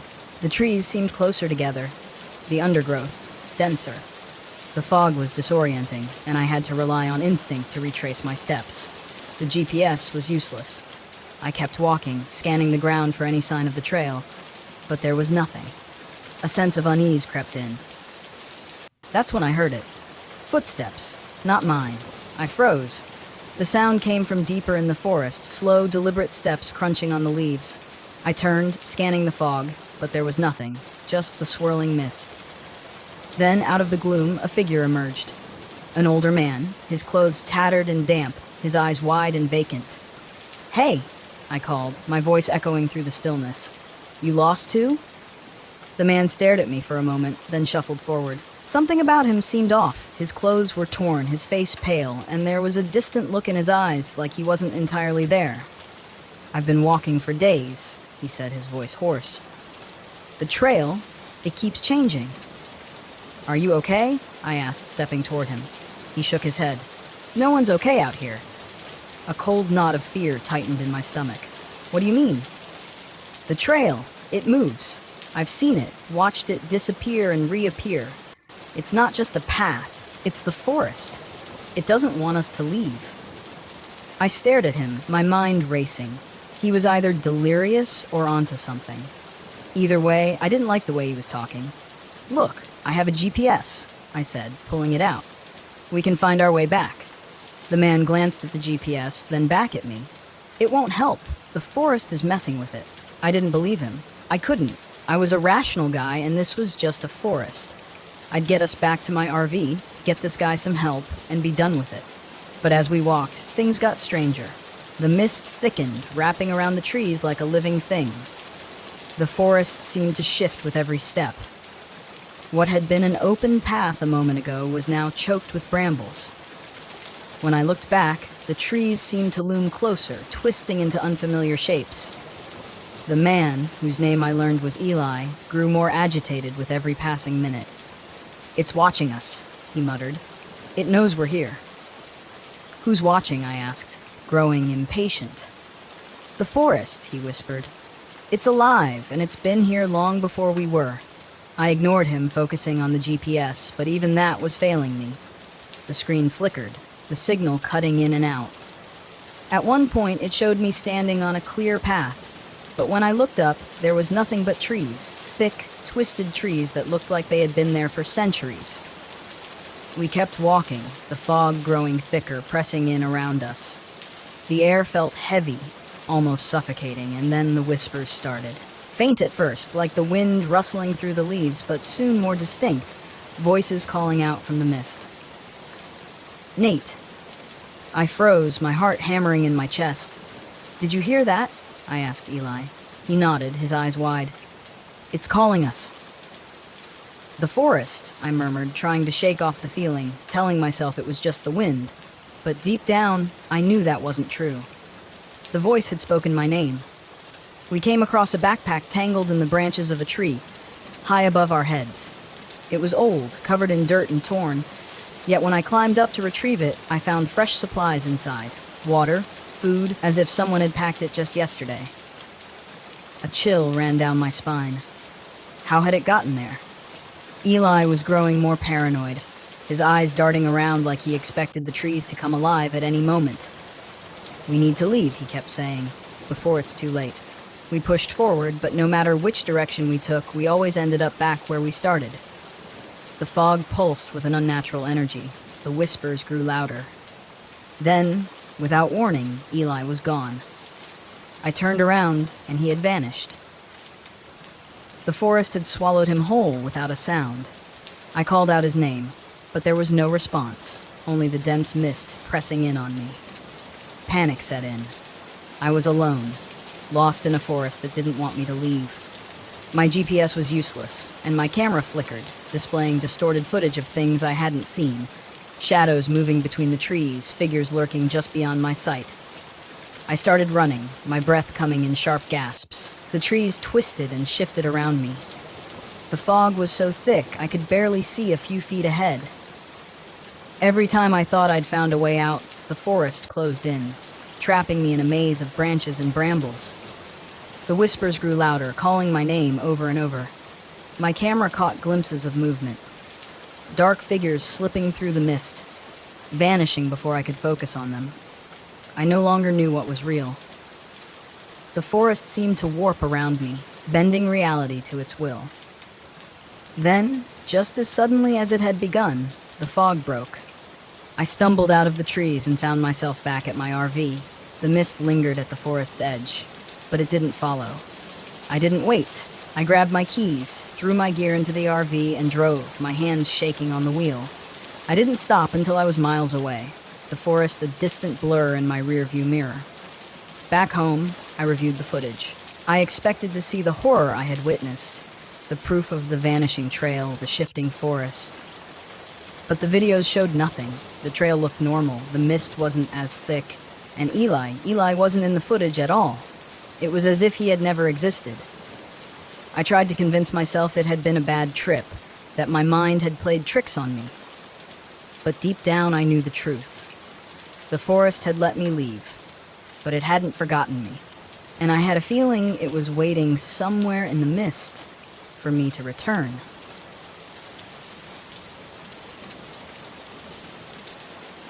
It wasn't my first job, and it sure as hell wasn't supposed to be my last. But something about that night didn't sit right from the beginning. Maybe it was the silence on the dispatch call, or the way the wind howled across the San Rafael desert, as if it knew something I didn't. I should have listened to that instinct, the one that makes your gut twist and your hands clench the steering wheel tighter than usual. But when the money's right, sometimes you take a job you wouldn't otherwise. The rig hummed beneath me as I barreled down I-70, heading west. The sky was bruised with the last light of day, purple streaks fading into a storm building on the horizon. I had a long way to go and no time to waste. They said the cargo was sensitive, needed to be kept at exactly 20 degrees, and if I messed up, there'd be hell to pay. That wasn't what bothered me, though. What bothered me was not knowing what the hell I was hauling. When they don't tell you what's in the trailer, it's never good. My name's Roy Mallister. Bones, to the few truckers who still know me on the road. 45 years old, and I've spent the last 20 behind the wheel. The road used to be a kind of escape for me, a way to outrun the things I didn't want to face. But that was before Carol passed, before I let everything else fall apart, including my relationship with my daughter, Emily. Haven't talked to her in years, and I don't think about it much anymore. I'm good at avoiding things like that. But tonight, something felt different. The desert stretched out endlessly on either side of me, just red rock and dry air as far as the eye could see. I hadn't seen another car in miles, which was fine by me. The last thing I needed was distractions. That is, until the dashboard flashed red and the trailer's cooling unit flickered for the first time. I muttered a curse, pulling the rig onto the shoulder. I cut the engine, grabbed my flashlight, and climbed out into the gathering dusk. The wind hit me hard, dust swirling around my boots as I made my way to the back of the trailer. I could hear the cooling unit struggling, stuttering like it was trying to fight off some kind of malfunction. Fumbling with the latch, I yanked open the back door and was greeted with a gust of frigid air. It smelled wrong in there, like cold metal and something decayed. The kind of smell that sticks in your nose and won't leave. I shined my light into the trailer, scanning for the source of the problem. That's when I heard it. A soft tapping. No, not tapping. Scratching. It was coming from the crate. A large wooden crate sat strapped down in the center of the trailer, covered in heavy chains. My heart pounded in my chest. The kind of adrenaline spike that tells you to get the hell out of there. But my feet wouldn't move. I inched closer, my flashlight trembling in my grip. The scratching grew louder. The crate shifted slightly, as if something inside was alive. "What the hell?" I whispered, backing away. I wasn't going to open it. Not in a million years. I slammed the trailer door shut and locked it tight, forcing myself to breathe slowly. Whatever was in that crate, I wasn't sticking around to find out. I was just supposed to get it from point A to point B, no questions asked. I climbed back into the cab, started the engine, and pulled back onto the road, telling myself I was imagining things. Maybe it was an animal, I thought. Some kind of government experiment or something. None of it mattered. All I had to do was deliver the damn thing. The radio crackled to life as I accelerated, making me jump. Static filled the cab, and then, through the fuzz, I heard something faint. A voice. A woman's voice. "Roy, why didn't you come back?" My heart stuttered. The voice sounded like Carol's. I smacked the side of the radio, trying to clear the signal, but the static only grew louder. The voice faded, replaced by an eerie, distorted country song, one I hadn't heard since she passed. One of her favorites. "No," I muttered, switching the radio off. This was just stress getting to me. The isolation, the weird cargo, and the fact that I hadn't slept in 2 days.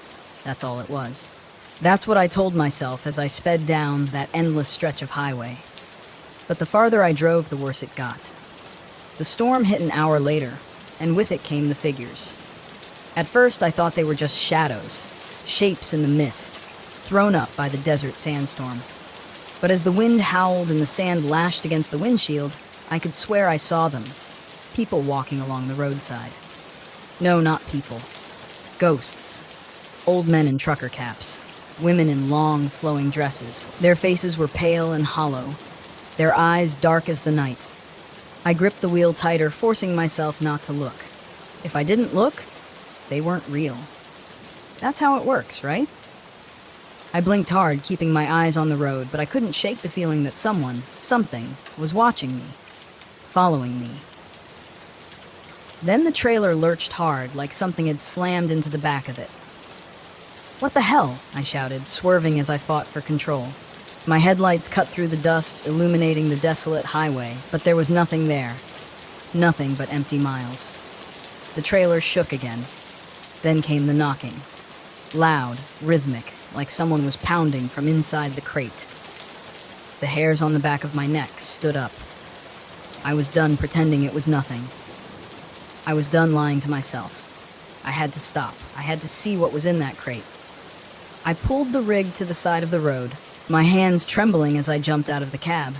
The wind whipped sand into my face, stinging my eyes. But I didn't care. I grabbed a crowbar from the toolbox and made my way to the back of the trailer. The knocking hadn't stopped. It was louder now, more urgent. With a deep breath, I unlocked the trailer and threw the doors open. The cold hit me again, but this time it wasn't just the refrigeration. There was something wrong about it. The air inside was thick, oppressive, pressing down on me. I raised the crowbar, jammed it under the lid of the crate, and pried it open. And then everything stopped. The wind, the knocking, even the pounding of my own heart. Inside the crate, nestled in layers of straw and old cloth, was something small. It looked like a statue, a human skull, blackened with strange symbols carved into the bone. It seemed to pulse as if it were alive, breathing in time with me. And then the whispers started. Not from the radio this time, but from the skull itself. Voices swirled in my head, speaking in languages I couldn't understand. But one voice stood out, one voice I knew. Roy. I stumbled back, my heart racing as the skull began to glow with a faint, sickly light. The voices grew louder, and the wind picked up again, howling around the trailer.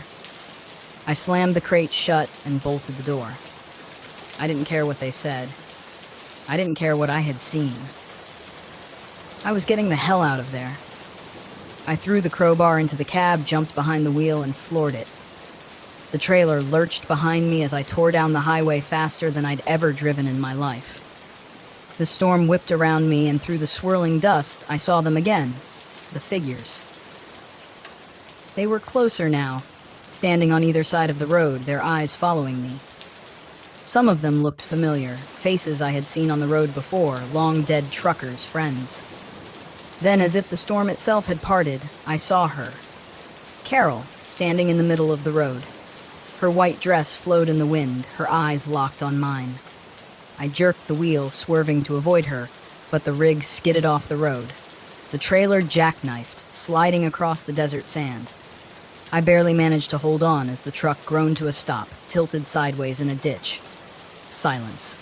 I sat there for a long time, staring out into the empty desert, trying to breathe. The storm had passed, but I knew it wasn't over. I reached for my phone. No signal, no way out. And then, just as the last light faded from the sky, I saw her again. Carol, walking slowly toward me. Her face was pale and cold, her eyes filled with something I couldn't understand. "Roy?" she whispered, her voice soft but clear in the stillness. "It's time to come home." I didn't run. I didn't scream. I just sat there, waiting as the darkness closed in around me.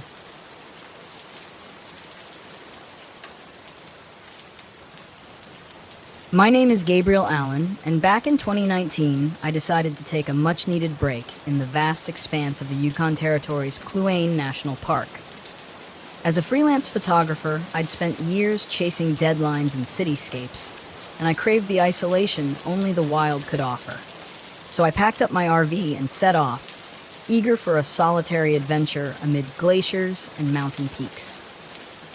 The park was everything I hoped for. Towering mountains capped with snow, turquoise lakes reflecting the sky, and an endless horizon that made me feel both insignificant and profoundly alive.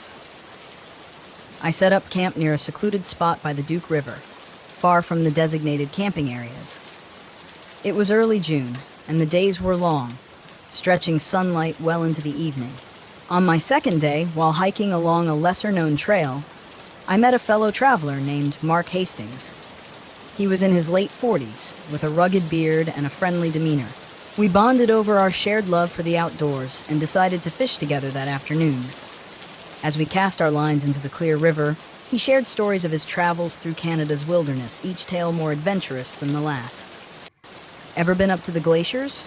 Mark asked, reeling in a catch. "Not yet," I replied, "planning to head that way tomorrow.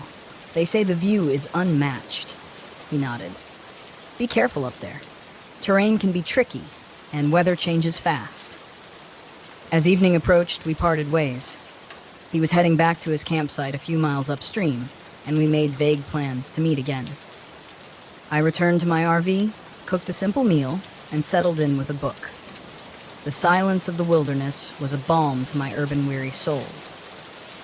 The next morning, I decided to explore the area near the glaciers as planned. The hike was strenuous, but rewarding. The air was crisp, and the landscape shifted from dense forest to rocky inclines dotted with wildflowers. By midday, I reached a vantage point that offered a breathtaking view of the ice fields. While setting up my camera for a panoramic shot, I noticed something unusual through the lens. A flicker of movement far off across the glacier. Zooming in, I saw what looked like a group of people trekking, which was odd given the remoteness of this area. They moved in a staggered line, hauling large backpacks. Curiosity piqued, I decided to get a closer look. As I descended toward the glacier, I stumbled upon a narrow path that seemed to lead in their direction. The trail was marked with fresh footprints and grooves, as if heavy equipment had been dragged through recently. An uneasy feeling settled in my stomach, but I brushed it off as overactive imagination. About an hour later, I came across a small makeshift camp tucked into a hollow between ice formations. There were tents camouflaged with white tarps, crates stacked haphazardly, and the faint smell of diesel fuel in the air. Hiding behind a ridge, I observed the scene. Men were unloading containers and carrying them into a crevasse that seemed to open into the glacier itself. Suddenly, a hand clapped on my shoulder. I spun around to face Mark, his expression stern. "What are you doing here?" He whispered harshly. "I could ask you the same," I retorted, confusion mixing with alarm. "You shouldn't be here, Sean. This isn't a place for tourists," he said, his eyes darting nervously back toward the camp. Before I could respond, voices echoed from the camp. A group of men was heading our way, speaking in hushed tones. Mark grabbed my arm and pulled me behind a boulder. "Listen to me carefully," he said urgently. "These people are dangerous. You need to leave now." "Who are they? What's going on?" I demanded. He hesitated before answering. "They're smugglers trafficking illegal goods across the border using the glacier tunnels." My heart raced. "Are you involved in this?" "No," he insisted. "I'm with the RCMP undercover. I've been tracking them for months." The voices grew louder, shadows stretched as the men approached. Mark pressed a finger to his lips, signaling me to stay silent. Just then, a sharp crack echoed through the air. A gunshot. We both ducked instinctively. Chaos erupted as the smugglers scattered, shouting orders in a mix of languages. Mark pulled a handgun from under his jacket. "Stay behind me," he ordered. Before we could move, 2 men rounded the boulder, rifles raised. Mark fired swiftly, hitting one in the shoulder. The other lunged at him, and they grappled fiercely. I watched in stunned disbelief as they fought, the smuggler's knife glinting dangerously. Seizing a rock from the ground, I struck the attacker on the back of the head. He crumpled, and Mark pushed him aside. "Thanks," he muttered. "We have to destroy their stash and call for backup." We made our way toward the camp cautiously. The area was deserted. The smugglers had either fled or were regrouping inside one of the tents. We found crates filled with weapons and packets of white powder, drugs meant for distribution. "Help me with this," Mark said, dousing the crates with gasoline from a nearby canister. We set the camp ablaze, flames licking up toward the sky. The smoke would be a signal, but also a beacon for any remaining smugglers. As we retreated, gunfire erupted again. A bullet whizzed past my ear, and we took cover behind an ice wall. "They're not letting us leave easily," I shouted over the noise. Mark radioed for assistance, but the mountainous terrain interfered with the signal. "We need to get to higher ground." We sprinted toward a ridge, bullets striking the ice around us. Reaching a plateau, Mark tried the radio again. This time, he made contact. "Officer down! Need immediate extraction at Glacier Point," he reported. A helicopter's distant rotor became audible, but the smugglers were closing in. One of them caught up, tackling me to the ground. We struggled, his hands tightening around my throat. Spots danced before my eyes as I gasped for air. Mark intervened, pulling him off me and subduing him with a well-placed blow. "Come on, we're almost there." We reached an open area just as the helicopter appeared over the horizon. Relief was short-lived. A group of smugglers stood between us and rescue. Outnumbered and low on options, we prepared to make a stand. "Any jokes up your sleeve?" I quipped nervously.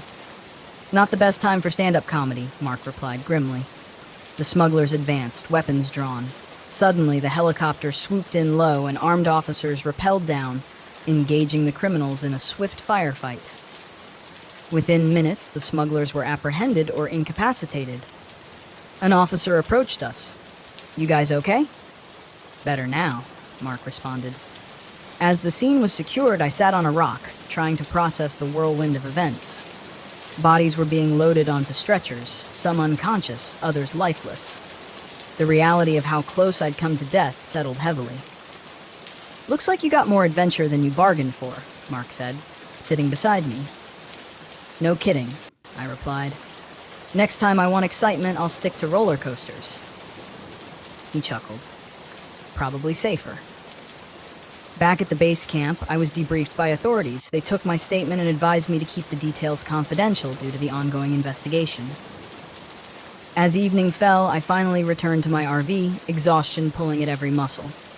The following day, I decided to leave the park. The allure of solitude had been overshadowed by the stark dangers I had never imagined. Before departing, I did some research at a local library, curious about the operation I had stumbled upon. I discovered that the smuggling ring had ties to a larger criminal network operating along the Canada-US border. They used remote wilderness areas to move contraband, exploiting the challenging terrain to evade law enforcement. Mark Hastings, whose real name was Agent Marcus Hale, had been instrumental in dismantling several such groups. As I drove away from Glen National Park, the majestic mountains in my rearview mirror, I couldn't help but feel a mix of relief and lingering adrenaline. The open road ahead seemed both inviting and safe, a welcome contrast to the perilous glaciers. In the end, the adventure I had sought had found me in the most unexpected way. I returned to photography with a renewed appreciation for the mundane. As for Agent Hale, he continued his covert work, blending into landscapes where danger lurked beneath the surface.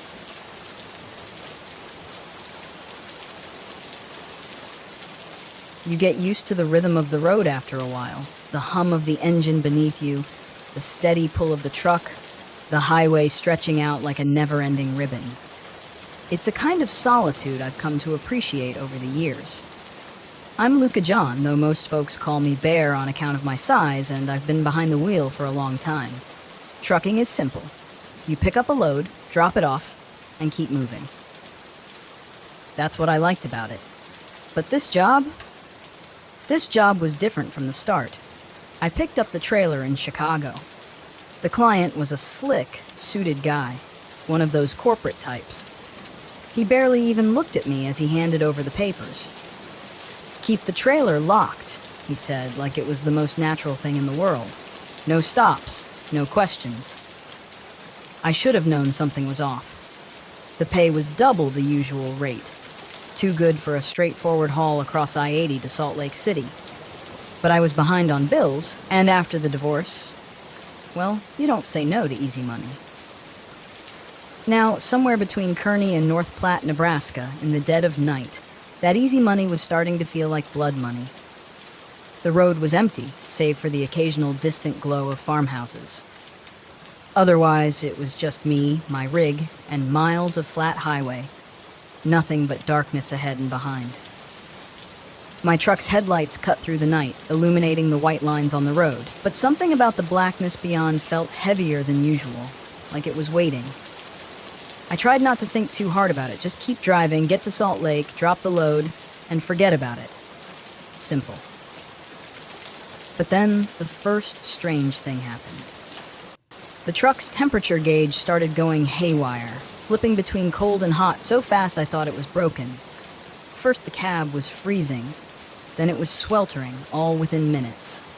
I pulled over onto the shoulder, popped the hood, and checked the engine. Everything looked fine. I chalked it up to a glitch in the electronics. These rigs are built to last, but every now and then, something acts up. Satisfied I wasn't about to fry the engine, I climbed back in. But as I settled into the driver's seat, I heard it, a soft thump from the trailer. I froze, my hand halfway to the ignition. It was faint, but there was no mistaking it. Something had moved in the back. I forced myself to breathe slowly. It's nothing. Probably just the cargo shifting. Hell, I didn't even know what was in there. But heavy loads can settle like that. Still, a knot twisted in my gut. It was too quiet, too deliberate. For a second, I thought about checking the trailer, but the client's voice echoed in my mind. Keep it locked. No stops, no questions. Fine. I wasn't going to ask any questions, and I sure as hell wasn't going to break the lock. I fired up the engine and got back on the road, but the tension lingered. The temperature gauge flickered again. I adjusted the air vents, trying to ignore the unease creeping up my spine. A few miles down the highway, the radio crackled to life. I nearly jumped out of my seat. "Luca," a voice whispered through the static. I stared at the CB, my heart hammering in my chest. I hadn't heard another trucker's voice all night. The road was dead empty. But the voice on the radio, it wasn't a trucker. It was my voice. I grabbed the mic, my knuckles white around it. Who the hell is this? The static fizzled, then came back stronger, hissing and popping in my ears. Luca, you need to stop. I dropped the mic like it was burning my hand, cursing under my breath. It had to be a prank. Someone messing around on the frequency, maybe picking up my name from a previous broadcast. But that didn't make sense. The only chatter I'd had was hours ago, and I hadn't said much more than where I was heading. As I stared at the radio, a chill crawled over me. Then the trailer thumped again, louder this time.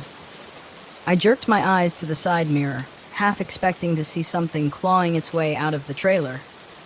But all I saw was the dark outline of the rig behind me, its taillights glowing faintly in the blackness. Another thump, followed by a low scratching sound, like nails on metal. That was it. I couldn't take it anymore. I was getting out and checking the damn thing. To hell with the lock. Maybe the cargo had shifted. Maybe there was an animal in there. I didn't care. I just needed to know. I pulled over again, this time in the middle of nowhere. The road was surrounded by nothing but fields and distant silos. I climbed out of the cab, the cold night air biting at my skin, and grabbed the key from my pocket. As I approached the back of the trailer, the scratching grew louder, more frantic. Whatever was in there, it was alive. I unlocked the heavy padlock, my heart pounding in my ears, and swung open the doors. The smell hit me first, not the musty scent of old cargo, but something far worse, a stench of decay, like something rotten in the dark. My stomach churned, but I lifted my flashlight and pointed it inside. For a moment, I thought the trailer was empty, but then I saw it. At the far end of the trailer, hunched in the shadows, was a figure. It was humanoid but twisted, like its body had been mangled and warped. Its limbs were too long, its skin pale and slick, almost translucent. The thing was huddled against the wall, its back to me, but I could hear it breathing, shallow and rapid. What the hell? I whispered, stepping back, the beam of my flashlight shaking. The thing turned its face, if you could call it that. It was a mess of raw, red flesh, its eyes sunken deep into its skull, staring at me with a mix of hunger and desperation. Its mouth opened into a wet, gaping maw, and a low, guttural hiss escaped its throat. I stumbled backward, nearly dropping the flashlight. My body screamed at me to run, to get the hell out of there, but my feet were frozen in place. The creature moved, its elongated limbs unfolding as it dragged itself toward me. Each step was punctuated by the sickening sound of its flesh scraping against the metal floor. I didn't think. I just slammed the trailer door shut and fumbled with the lock. My fingers trembled so badly I could barely secure it. The thing inside let out a shriek, a sound so unnatural, so piercing, it felt like it was burrowing into my skull. I stumbled back to the cab, my legs shaking beneath me, and jumped inside, slamming the door shut behind me. For a moment, I just sat there, my breath coming in ragged gasps. What the hell had I just seen? What had they put in my truck? I knew I couldn't stay parked on the side of the road, not with whatever that thing was still inside. I had to move, had to get away. But I also knew I couldn't drive that thing to Salt Lake. No way. Whatever was in the back of my trailer, it wasn't going to make it to its destination. I grabbed the CB mic again, my hand shaking. This is Luca Grady. I hesitated, glancing in the side mirror, half expecting to see the creature clawing its way out. I need help. There's something in my trailer. Static. Then, through the crackling noise, I heard it again. Luca, you need to stop. My voice, clearer this time, like it was coming from right beside me. I slammed the mic down, shifted into gear, and pulled back onto the road. I didn't know where I was going anymore. Just away. Away from that thing. Away from whatever nightmare I had gotten myself into. As I sped down the highway, the temperature gauge flickered again, this time dropping into the red. The cab grew colder. My breath was visible in the air, and I could hear the trailer groaning behind me. The thing inside was still moving, still scratching, still trying to get out. The radio crackled one last time. Luca, it's too late. I glanced at the dashboard. Every light was blinking. The engine sputtered as the temperature dropped even lower. I could feel the rig slowing, like the weight of the trailer was dragging it down, like whatever was inside was getting heavier by the second. And then the truck stopped dead in the middle of the highway. The engine cut out. The lights flickered before plunging me into complete darkness. I didn't move. I didn't breathe. The only sound was the soft, steady scratching from the trailer behind me. The door handle rattled. Something pressed against the cab from the outside, its weight heavy enough to rock the truck. I didn't turn. I didn't want to see what was trying to get in, but I knew it wouldn't be long before the door opened. That's the last thing I remember. When they found me the next morning, the rig was empty. No sign of the trailer. No sign of the cargo. Just me, sitting in the cab, frozen stiff, my breath still fogging in the cold morning air. I never asked what happened to the trailer. Some things are better left locked away. When I finally got back on Route 2, the radio was silent. No static, no voices, just the empty road and the stars overhead. I never did figure out what happened that night. Maybe it was exhaustion, maybe it was something else. But I know one thing. I don't drive that stretch of road anymore. Whatever was out there, whatever was calling me to that place, is something best left alone. Some things, once you hear them, never stop echoing.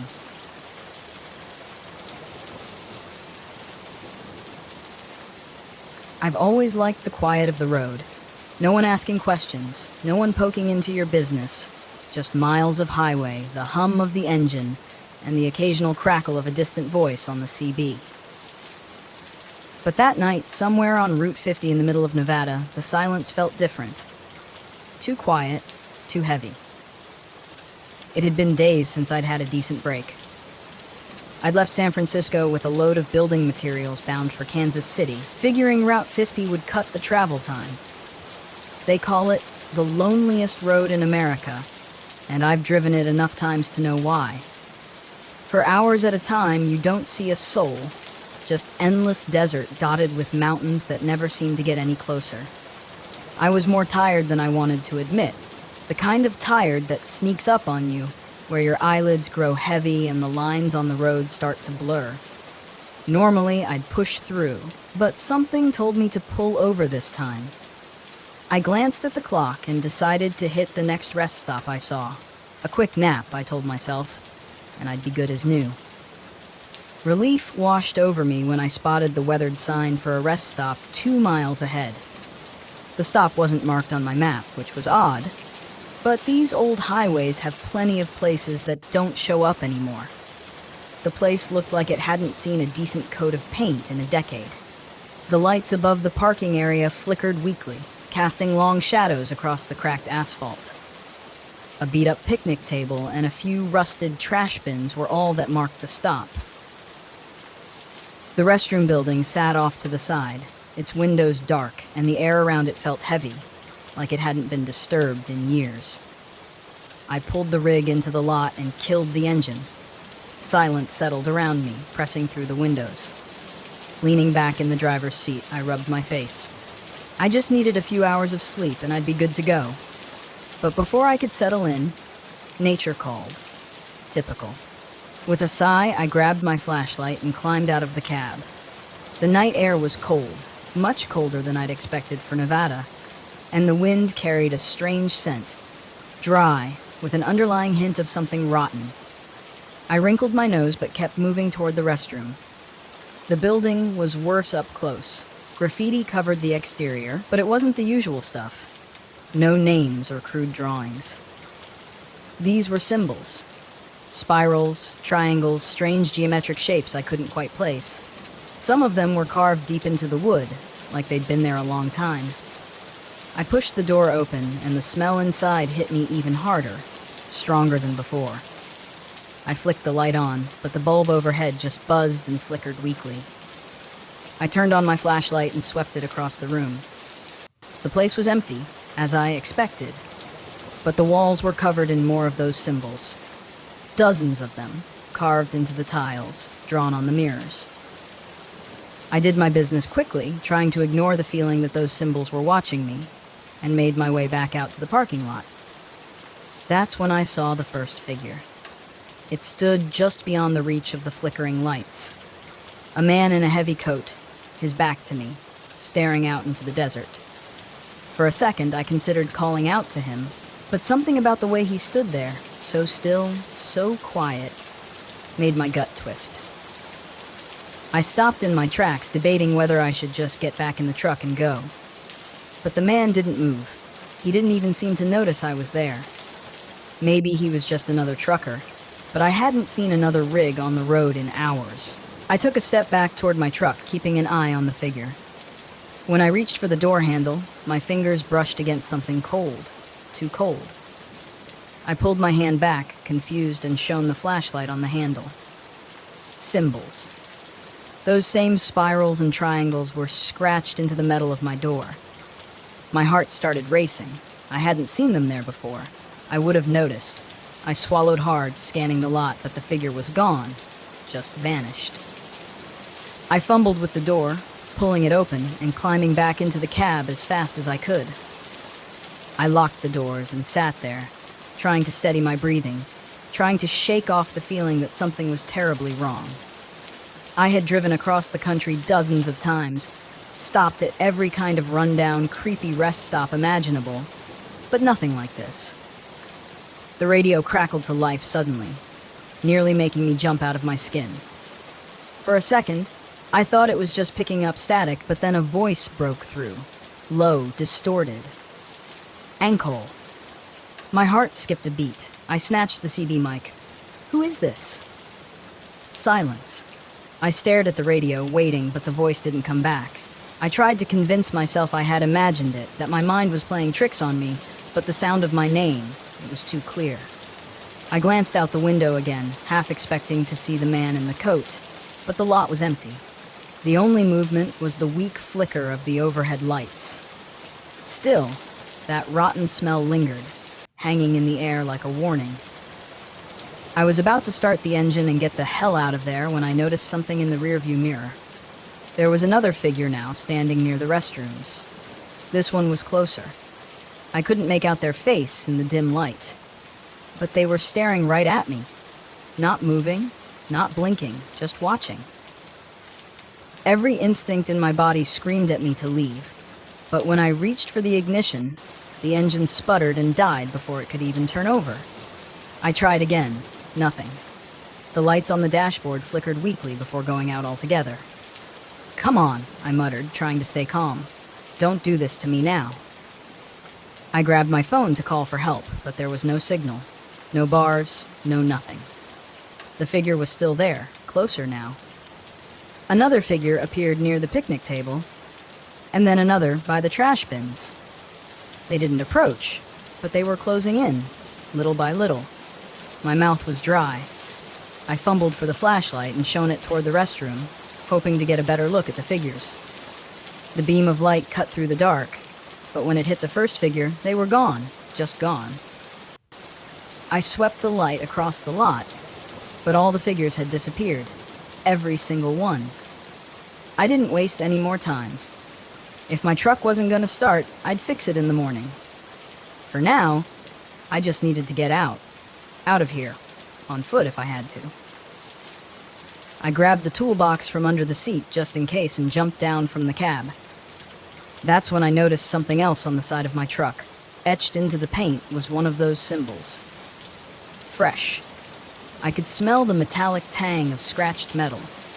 It was the same spirals and triangles I'd seen in the bathroom, the same ones that had been on the door handle. The smell hit me again, stronger now. I turned, shining the flashlight toward the restroom, and that's when I saw it. The symbols were glowing. A faint, sickly light pulsed from the walls of the building. The carvings and scratches were now alive with some kind of energy. The ground beneath my feet vibrated, a low hum building in my chest. I stumbled back toward the truck, my flashlight shaking in my grip, but the lights in the building grew brighter, casting long, flickering shadows across the lot. And then I heard the voice again. Ankle. I whipped around, scanning the empty lot, but there was no one there. No figures, no man in the coat. Just the voice, coming from nowhere and everywhere at once. "Ankle, you need to stay." A cold sweat broke out across my forehead. My pulse pounded in my ears, but I kept moving, trying to get back into the cab. But the symbols, they were on my truck now, glowing with the same eerie light. The handle felt like ice under my fingers. The wind picked up, howling across the lot, carrying whispers with it, low, urgent voices layered on top of each other, impossible to understand, but they felt old, ancient. I was frozen in place, trapped between the truck and whatever the hell was happening in that restroom. The lights, the symbols, the voices, I didn't know what to make of any of it, but I knew one thing. I had to leave. Now. The truck groaned as I climbed back into the cab, and I turned the key one last time, praying it would start. The engine sputtered, coughed, and finally roared to life. Without another thought, I slammed the truck into gear and floored it out of the lot, the tires skidding on the cracked asphalt. The rest stop disappeared in the rearview mirror, the glowing lights and symbols fading into the distance. As I drove down the highway, my hands trembling on the wheel, I couldn't shake the feeling that I hadn't escaped. The silence of the road was back, but it wasn't the same. The weight of those symbols, the voice, it lingered. And I knew deep down that whatever was tied to that rest stop wasn't finished with me. I don't stop on Route 50 anymore. Not after that night. Some places are better left in the past.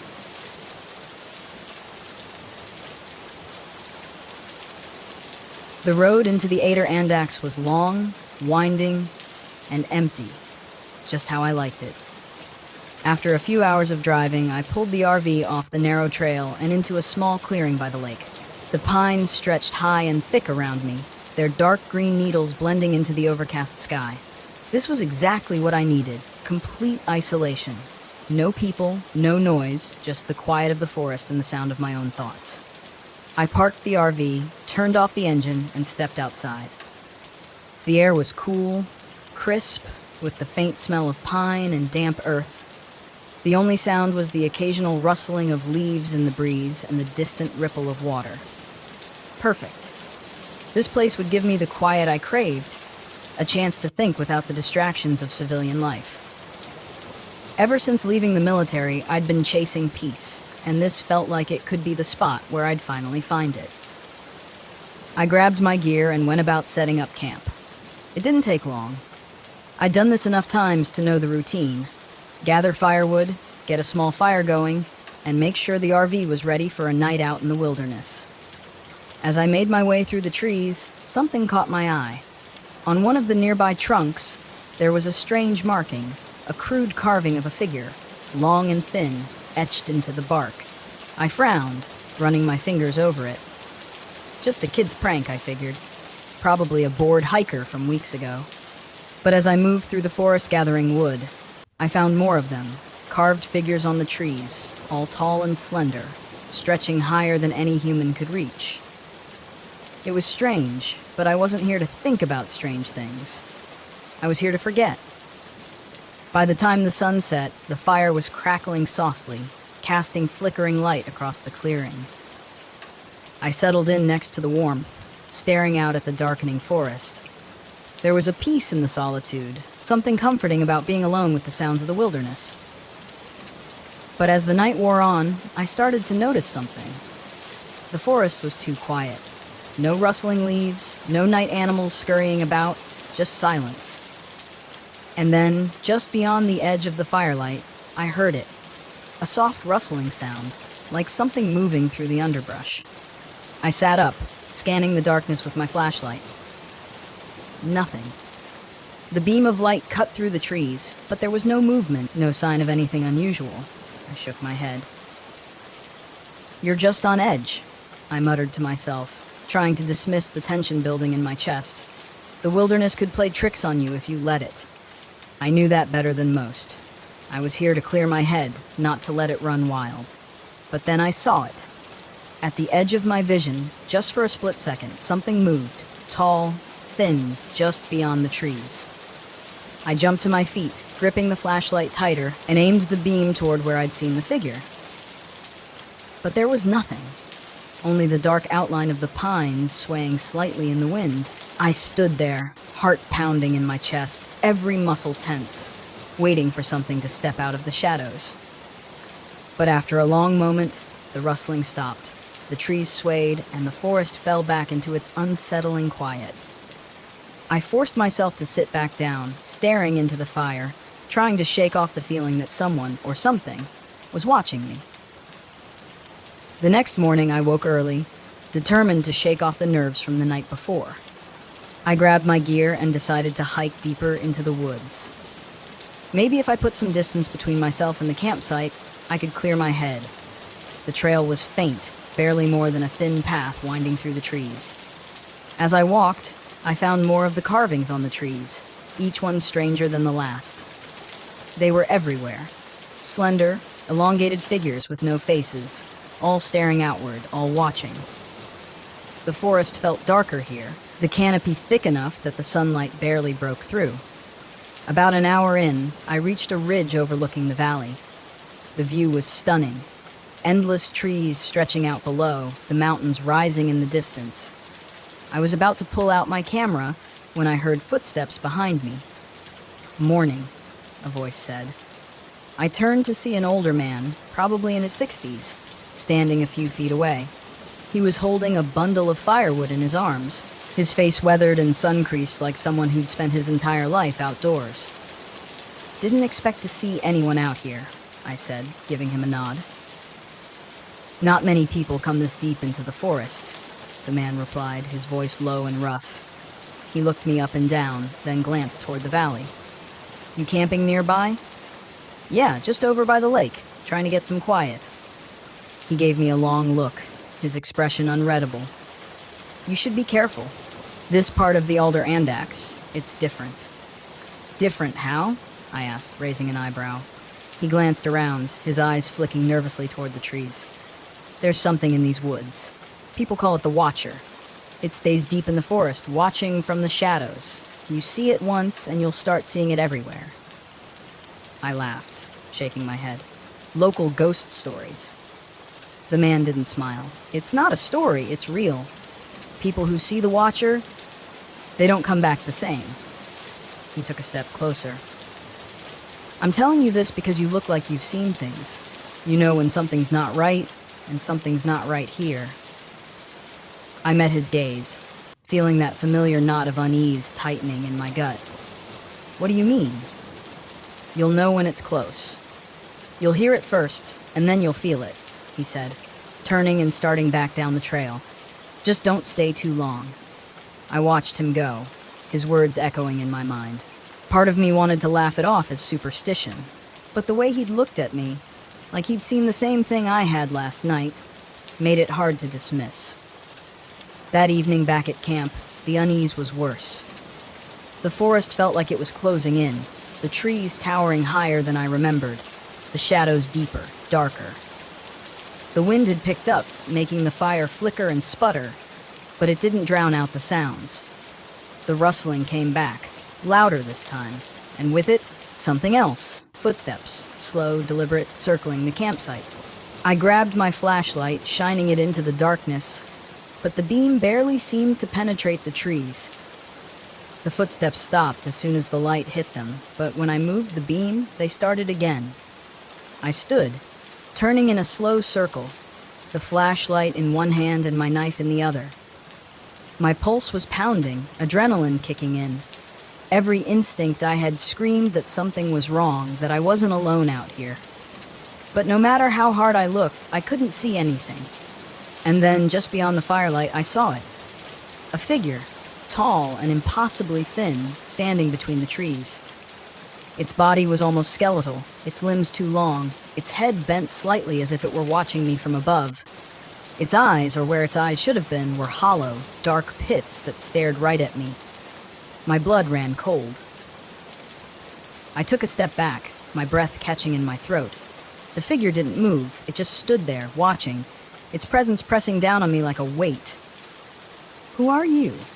I called out, my voice shaking despite myself. The figure didn't respond. It stayed still, silent, its form almost blending into the shadows. I raised my knife, backing toward the RV. The figure remained at the edge of the light, watching, waiting. I reached the door, yanked it open, and stumbled inside, slamming it shut behind me. For hours, I sat by the window, knife in hand, waiting for the figure to move. But it never did. It just stood there, barely visible in the darkness, its hollow eyes fixed on the RV. At dawn, the figure was gone, but the carvings had multiplied, dozens of them surrounding the campsite. The same tall, thin figures etched into the trees like a silent army. I didn't waste time. I packed up everything, threw it into the RV, and started the engine. As I drove away, the carvings seemed to watch me, following me down the narrow trail, their hollow eyes staring. I didn't stop until I was miles away from the area, the forest shrinking in the rearview mirror. But even as the trees thinned and the road stretched out in front of me, I couldn't shake the feeling that the watcher was still out there, somewhere in those woods. It was still watching, and maybe it always would be.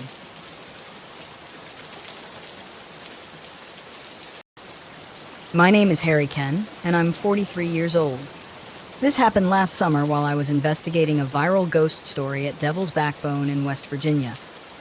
I've spent years debunking hauntings, cryptid sightings, and so-called cursed places.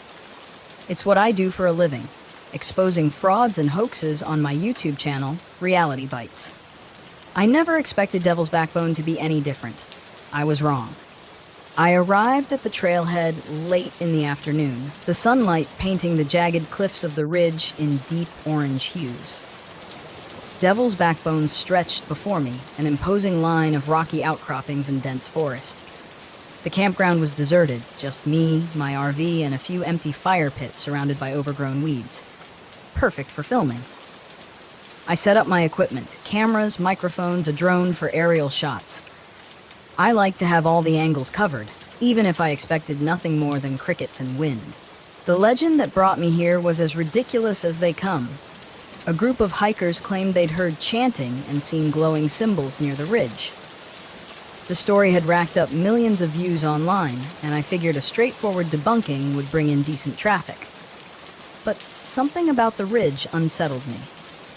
It wasn't just the isolation. The cliffs had a presence, like they were watching, waiting. After setting up camp, I hiked up to the ridge for some preliminary footage. The trail was steep and narrow, winding through a forest of twisted, ancient trees. Their gnarled branches formed a canopy that filtered the sunlight into eerie, shifting patterns. About halfway up, I spotted the first symbol. It was carved into the rock, jagged and precise. At first, I thought it was graffiti, but it didn't look modern. No spray paint or amateur scribbles. It was intricate, like something you'd see in a textbook on ancient languages. I snapped a photo and moved on, telling myself it was probably just a prank. As I climbed higher, I started to hear faint humming. It wasn't wind or birds, it was rhythmic, almost like chanting. I paused, holding my breath to listen, but it stopped the moment I tried to pinpoint its direction. By the time I reached the ridge, the sun was setting, casting long shadows over the forest below. I launched my drone, hoping to capture the cliffs from above. The drone whirred into the sky, its camera sending back clear, steady footage of the ridge and surrounding woods. Then, without warning, the feed cut out. I stared at the screen, confused. The drone was still airborne, but its signal was gone. Moments later, it plummeted out of the sky, crashing somewhere in the trees. Frustrated, I made a note to retrieve it in the morning and headed back to camp. As darkness fell, the first few hours of night were uneventful. I sat inside my RV, editing the day's footage and making notes for the next day. Around midnight, I stepped outside to check the cameras I'd placed around the site. That's when I saw the lights. They flickered along the ridge, moving slowly, like lanterns swaying in the wind. I grabbed my binoculars and focused in. What I saw sent a chill down my spine. A figure stood on the edge of the cliff. It was shrouded in shadow, its features indistinct, but it was watching me. I froze, my breath catching in my throat. Hello? I called out, my voice trembling despite my best effort to stay calm. The figure didn't move. Then slowly, it raised an arm and pointed directly at me. I backed into the RV, slamming the door shut. My hands shook as I locked it, trying to convince myself it was just a trick of the light or maybe another camper playing a prank. But deep down, I knew better. The next morning, I found scratches on the RV's exterior. They were deep, parallel grooves, like claw marks, running along the side of the vehicle. My stomach churned. I checked my cameras, but the footage was corrupted. Static and flickers of distorted images. Determined to get to the bottom of this, I hiked back up the ridge. This time, the symbols were everywhere. They were carved into trees, etched into rocks, even scratched into the dirt. The humming started again, louder and more persistent. I reached the crash site of my drone, but it wasn't there. Instead, I found a backpack. It was torn open, its contents scattered, a water bottle, a map, a trail guide. There was no sign of its owner. As I examined the scene, I felt the air grow colder. A shadow passed over me. I turned. The figure from the night before stood just a few feet away. It wasn't human. Its limbs were too long, its face shrouded in darkness, except for its eyes, glowing like embers. I ran. Back at camp, I tried to start the RV, but the engine wouldn't turn over. The figure appeared again, standing at the edge of the clearing. This time it stepped closer. "Why are you here?" A voice hissed, low and guttural. I froze, my mind racing. I thought about Vanessa Davis, the historian I'd spoken to before coming here. She'd warned me about the site's history, that a coven of witches had been executed here centuries ago, accused of summoning spirits to protect their land. "I didn't mean to intrude," I said, my voice shaking. "I'll leave. Just let me go." The figure tilted its head, as if considering my words. Then it raised a hand.